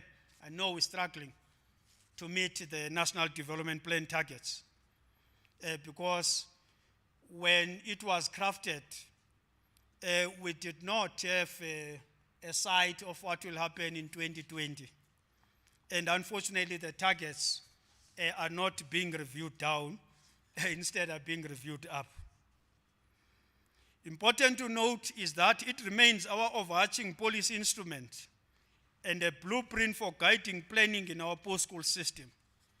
So, if a CO, in your sector skills plan, in your annual performance plans, you make no mention of the national plan for post-school education and training, immediately that is incomplete because it's implementing our white paper for post-school education and training as well as the national development plan. It aligns and integrates the work that is already underway and provides policy framework for major transformative challenges the government wants to bring about across the post-school system and its nexus with society and the economy. We appreciate your endeavors to have an indelible mark in this critical sector of our economy. As we have achieved 48 out of 52 performance targets. That's quite very huge. It's something that you need to celebrate. That should be translating to 92% if you look into your audited performance for the year ending 31st March 2023. That's quite very huge. You need to feel proud of such an achievement. Even the department were not at that level of achievement, 92% chairperson. So we appreciate that you do more and more. And the CFO as well as the CEO impressed upon that you'll be doing better and better. You can shape this sector if you invest in skills development, especially bringing young people and women into the fold of the sector's landscape. This is forever important. Young people and women. We continue to say women are in majority, but in our interventions or in our deeds, women are not shown. You know, the census 2022 telling us that the population has grown to 62 million, which is about 1.9% increase when you compare 2011 census. The majority, more than 50%, are women. So that is why then therefore, as the board, when we are seated looking into the performance, we must use those lenses. How many young people, how many women? Well, you might not be interested to train Mvalo close to 8 years, but obviously you need to train Mvalo so that he can be kept abreast, with the changes. Yeah. You can't say, no, let's not train anymore Mvalo now. Because Mvalo said, let's focus on young people and women. You still have to train Mvalo as well. As I conclude, as we navigate the complexities of this sector, let us reaffirm our commitment to excellency, innovation, and inclusivity. Cathsseta stands as a beacon guiding our industries toward a future characterized by skilled professionals, cultural richness, and sustainable practices. By working collaboratively, we can ensure that our subsectors not only thrive, but continue to enrich the fabric of our nation. Let me take this opportunity to express our sincere gratitude to all of you, led by the chairperson, Mr. David Themba Ndlovu, and the Chief Executive Officer, Mr. Max Tibela. I'm trying to make it English, Tibela. Because my speech is in English, So now everything is Tibelas, but it's Max Tibela. I thank you very much.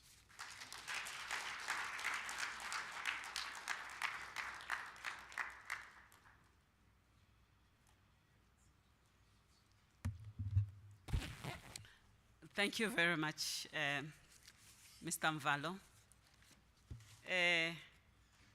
Demand-led training. So we're not going to train for the sake of training. Umhlahlandlela ke lo, Mr. Mvalo. Thank you very much. We are now going to take questions and answers, and I'm cognizant of the fact that we've run out of time. So I will start with the questions here in this gathering, and then the physical gathering, that is, and then go on to the questions that we may have online. So if there are any questions in this venue, let me see by a show of hands so that we can start taking those questions. Thanks very much. Do we have any questions here first?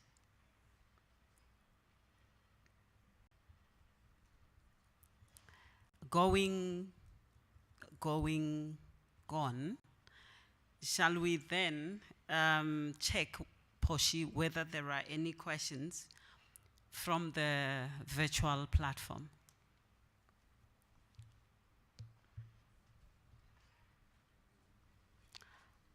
All right, so I understand that there are no questions on the virtual platform. Mr. Mvalo, I don't know about that. All right, so without any further ado, we are a SETA that serves 6 subsectors. So, and among those, we have the arts, culture, and heritage. So we're having someone that is going to render a poem for us from the arts, culture, and heritage subsector. Let us welcome Ms. Nolwazi Mahlangu to the stage to render that item. Thank you very much.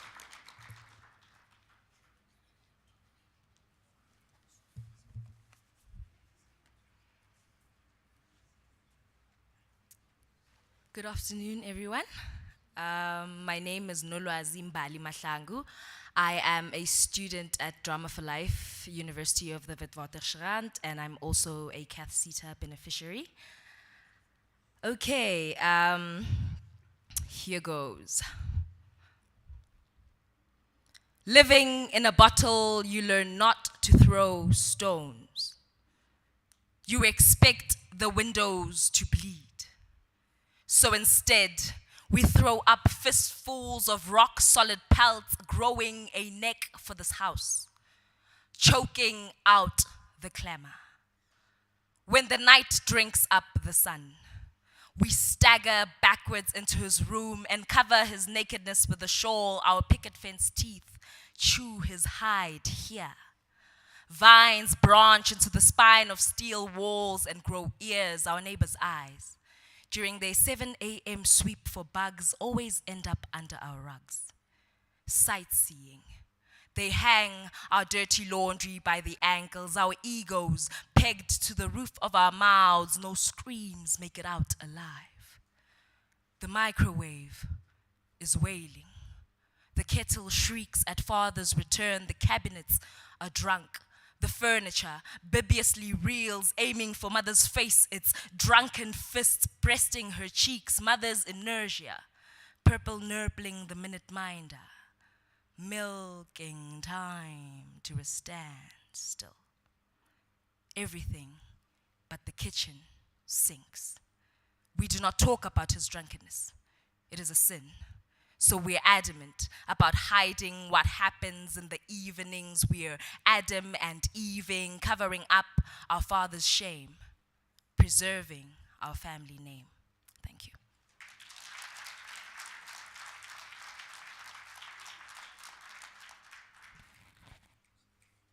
Wow.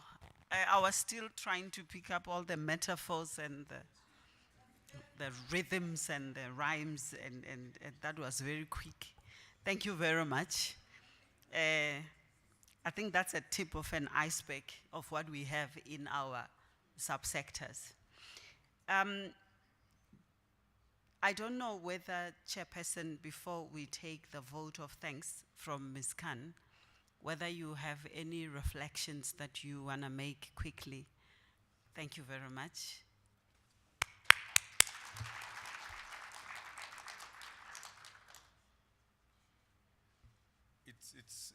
It's not really reflections more than it's to say a vote of thanks so that Ms. Khan doesn't have to say anything.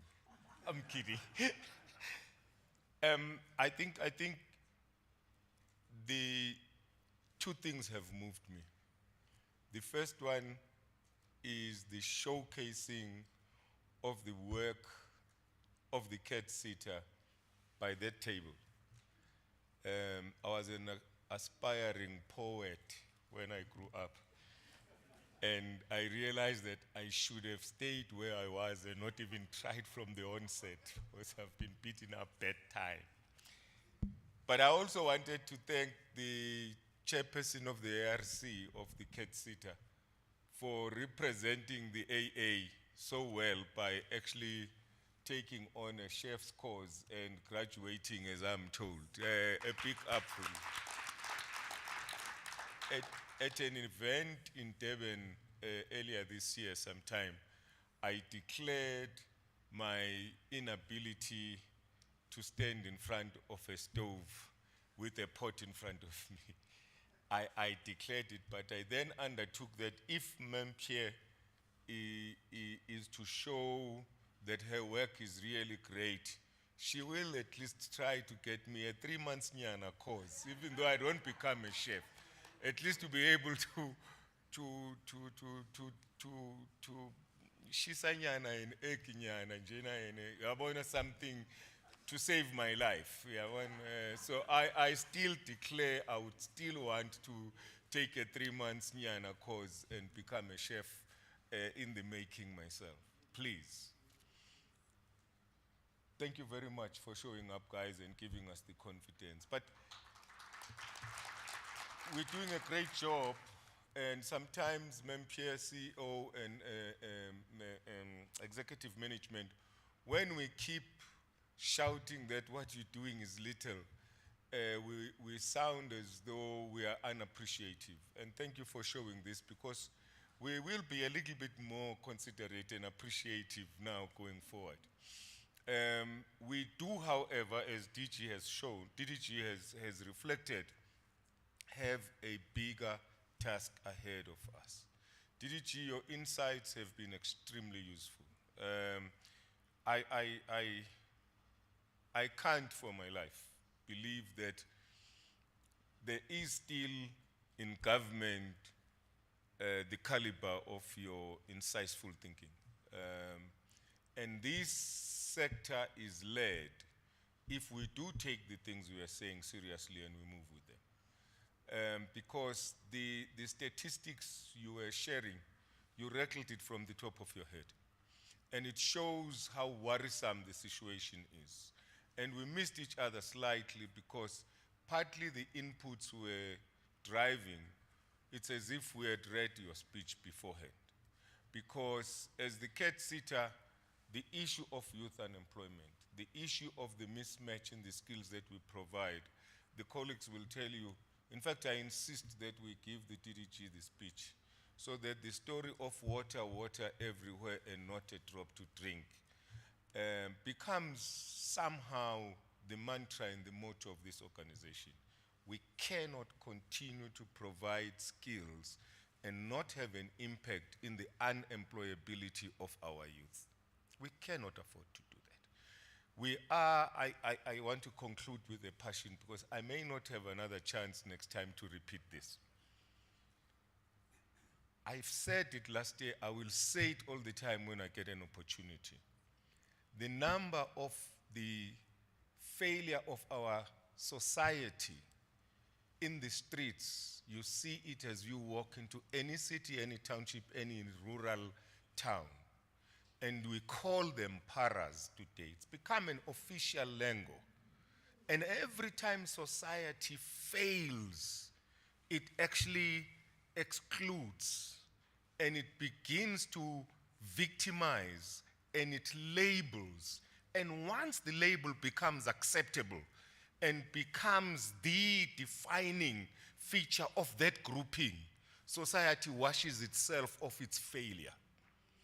The walk of the para that you see in the street at age 24, having lost every dignity you can ever think of, who lives on the streets with the, what is this thing they shlaba here and every other drug that you can think of. Tell me what the life expectancy level of that person is going to be. Tell me if they have any vision whatsoever of being somebody and being of value to someone anywhere in their lives. Tell me if you look back 10 years ago, what were the numbers of those people in the streets? And tell me what the numbers are today. Project 10 years down the line and tell me what those numbers are going to be. Then project 30 years down the line, vision 2060. And then tell me how many young people will be in those streets. And tell me if there will be a generation of the same magnitude that we had in the Madiba's years, in the years of the generation standing in front of you now, in the years of the generation that we have in front of us. We cannot afford to keep on doing business as usual. And failure to turn the situation around is not an option.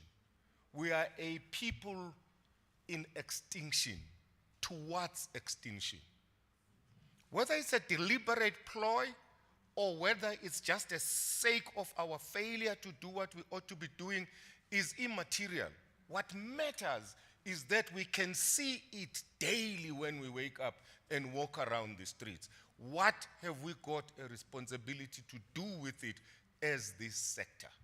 Every failure that goes out there reflects only one biggest post-school education and training sector. We have a responsibility to turn the situation around. DDG, I wanted to confirm that this SETA is doing two things now. You will see them in the new year. One, we're calling a conference or conferences, not as talk shops, but areas where we're going to say, what is it that we have not done well that is causing us not to realize NSDP goals in 2030? What is it that we can still do in the next 5 years to change these figures that we haven't hit? The second one that we're going to do, DDG, is we are saying that reserves that CFO was speaking about has already got a plan. We're going to take those resources and run programs that are going to be driven by two things and two things only. The first one is to make sure that we use all the people that are involved, from the beneficiaries to the training providers to the curriculum developers to the industry that is going to employ these people, to say, let's work out a program that is going to ensure that we have an impact on unemployability and poverty. Secondly, it must say to us, the stats that we are showing about, the one that we read in our team, in our book, that says 24% of our people get to be employed, 76% of them don't get employment. We turn it around. We want to say for these programs, we must get guarantee priori. Before getting into the program, we must be guaranteed that between 60 and 70% of those people are going to get employment. We undertake to do that, and this team that is sitting here has the will, the zeal, the political will, and the drive to do so. We pray for your support, DDG. Thank you.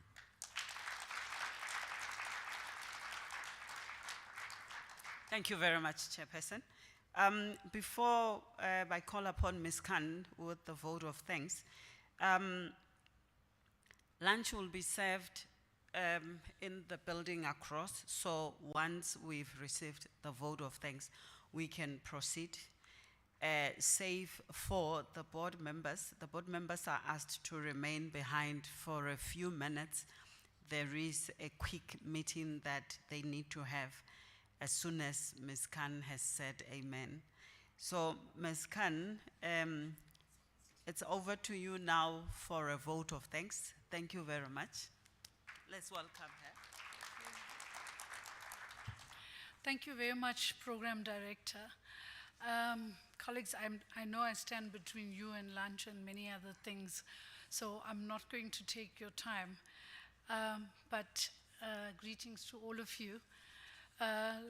let me just digress a bit, Chairperson, if you don't mind, and also add my bit to what the DDG has indicated. DDG says he was wondering why is his team coming to this meeting instead of being elsewhere. And, you know, he didn't realize that as he was speaking, he was indicating all of the reasons why they were here. The fact that we, and if I may use and quote, the words of a former minister of mine, a very famous minister, to say we're a bunch of winners.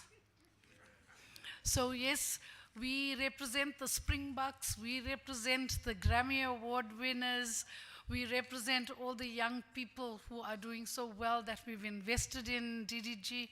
So yes, and that is why everybody wants to associate with us, because people want to associate with winners. And I think we're very optimistic from what we hear today and the pronouncements by our chairperson about where we want to go to as a SETA. And we're hoping, Chairperson, that we're really going to leave a really, really remarkable legacy when we leave and our term comes to an end. Thanks. Ladies and gentlemen, without further ado, let me recognize the Chairperson and the Cathsseta board members and subcommittee members. DDG, to yourself, Mr. Zukile Mbalo, the CEOs and the heads of departments joining us live on our digital platforms, Cathsseta CEO, Mr. Mark Stibella, and the executive management of Cathsseta, the training managers and the training providers, and our employer groups who are in attendance, Cathsseta management and staff present here, and those who are also joining us online, all of our valued stakeholders here, and those who are also joining us online. Distinguished guests, on behalf of the Cathsseta board and committees, please allow me to express our sincerest appreciation for your presence here today. And let me begin by expressing our greatest appreciation to the DDG from DHET, Mr. Zukile Mbalo. We thank you, sir, for honoring us, for your inspirational address to us this morning.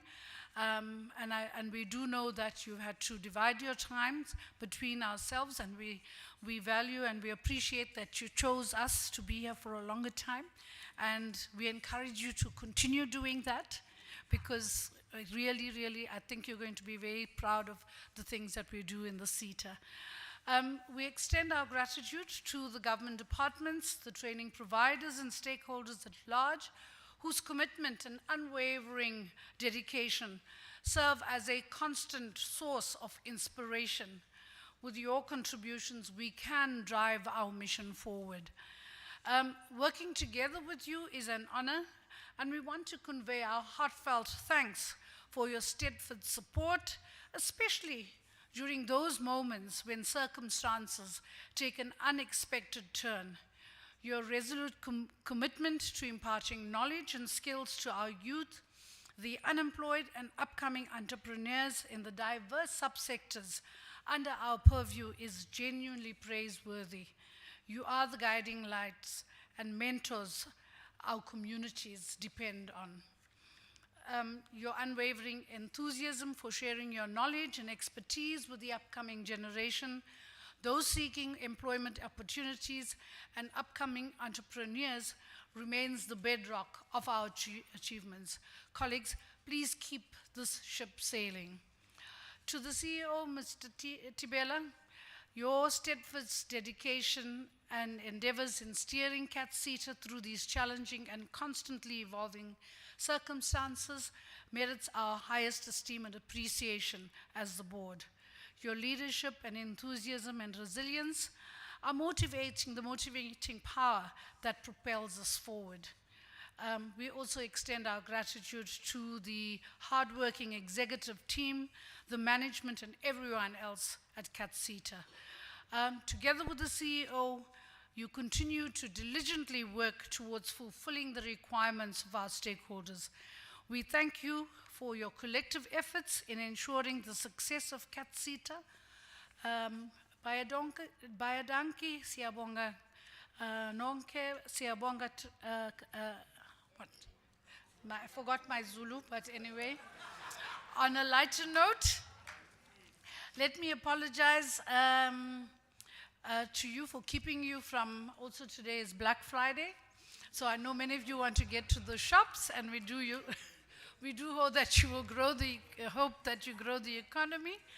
But to everyone who's joining us online, we thank you for lending us your ears, for committing yourselves to the session, and we hope that this was meaningful and beneficial to everyone. May I take this opportunity to wish you all a peaceful and restful festive season. Please stay safe, and God bless you all. Thank you. Thank you very much, Ms. Khan. I made a slight mistake. So on the program, we have a music item. So we need to just listen to that music item.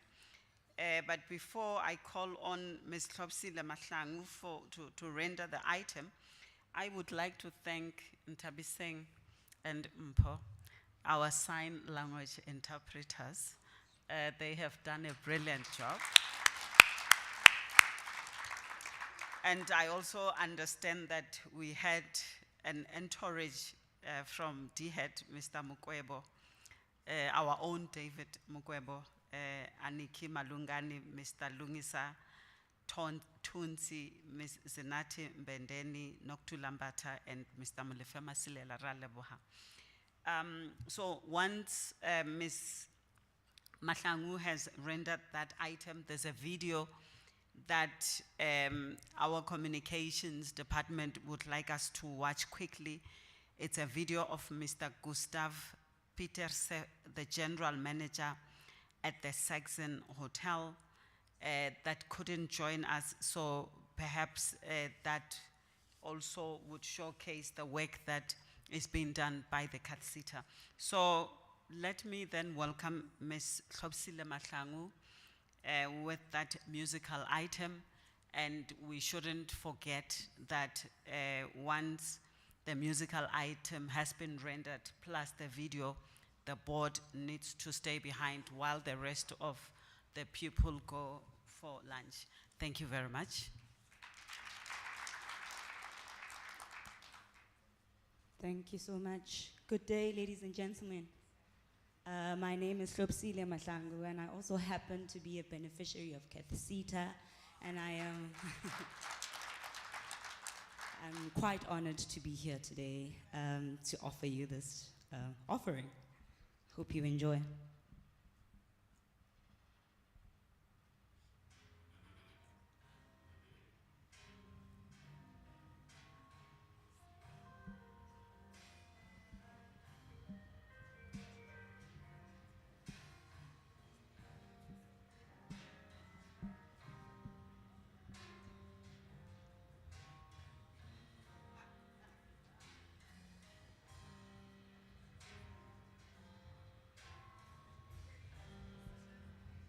There's a music in the air.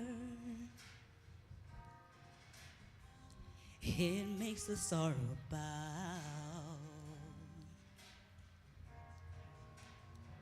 Let the music take you there, far from the world you know.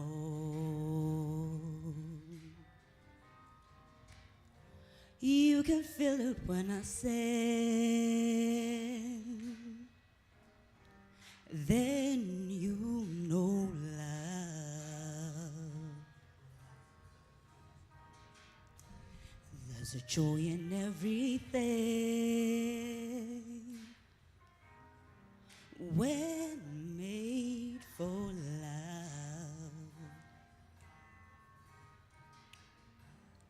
Look for love in the music, lost in the melody, you'll find love. Look for love in the music, lost in the melody, you'll find love. If ever someday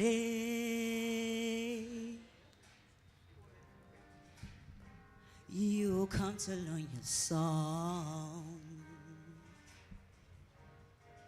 I'll show you a way. Your heart can come along. You can feel it when you sing, yeah. Then you know love. There's a joy in everything when made for love.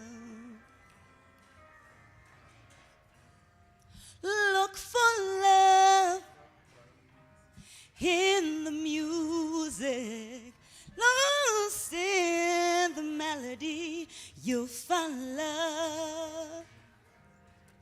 Look for love in the music, lost in the melody, you'll find love. There's a music in the air, music in the air, music in the air, music in the air. There's a music in the air, music in the air, music in the air, music in the air, music in the air,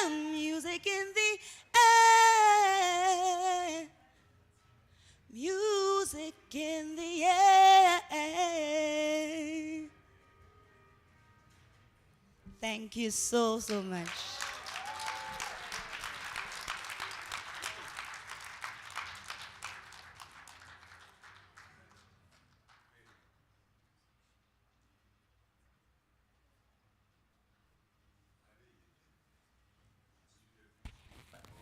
Are we ready? Thank you very much. I've also picked up that we've got musicians in our midst. Yes, we need to do professional training. That's why we're here. So, there is a video. Are we ready? I then decided to continue my studies. Thank you very I much. pursued a BTech, so a Bachelor's of Technology in Hospitality Management. And it was at this point where there was an opportunity extended to apply for an academic bursary through Cathsseta. At the time I'd applied, and as the year continued, to be fair, I didn't hear back from Cathsseta, but I continued paying my monthly fees in order to ensure that I was in good standing with the campus, and ultimately, upon final exams, I needed to pay the final bit of my studies. Went to the accounts department, and as I was about to pay the last of my class fees, they informed me that I actually had a credit on my account. I thought this was quite bizarre because I was keeping track of all my payments, and when I had inquired with regards to a statement of all of the fees that have been paid in towards my studies, I had noticed that Cathsseta had contributed to those fees.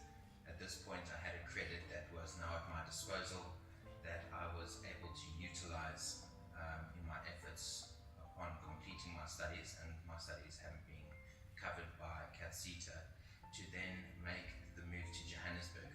As you know, moving from one city to another, especially as a recent graduate, can be quite a daunting endeavor.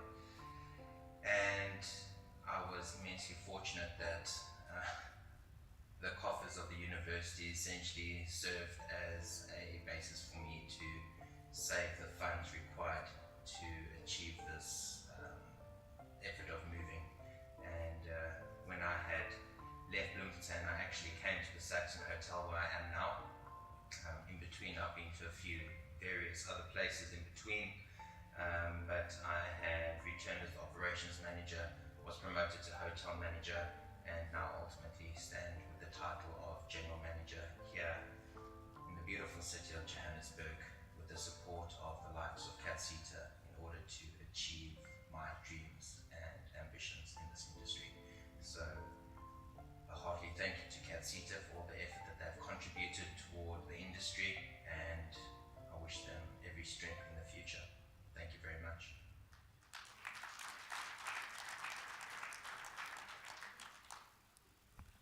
Thank you very much. So that is the impact that we're making as a SETA.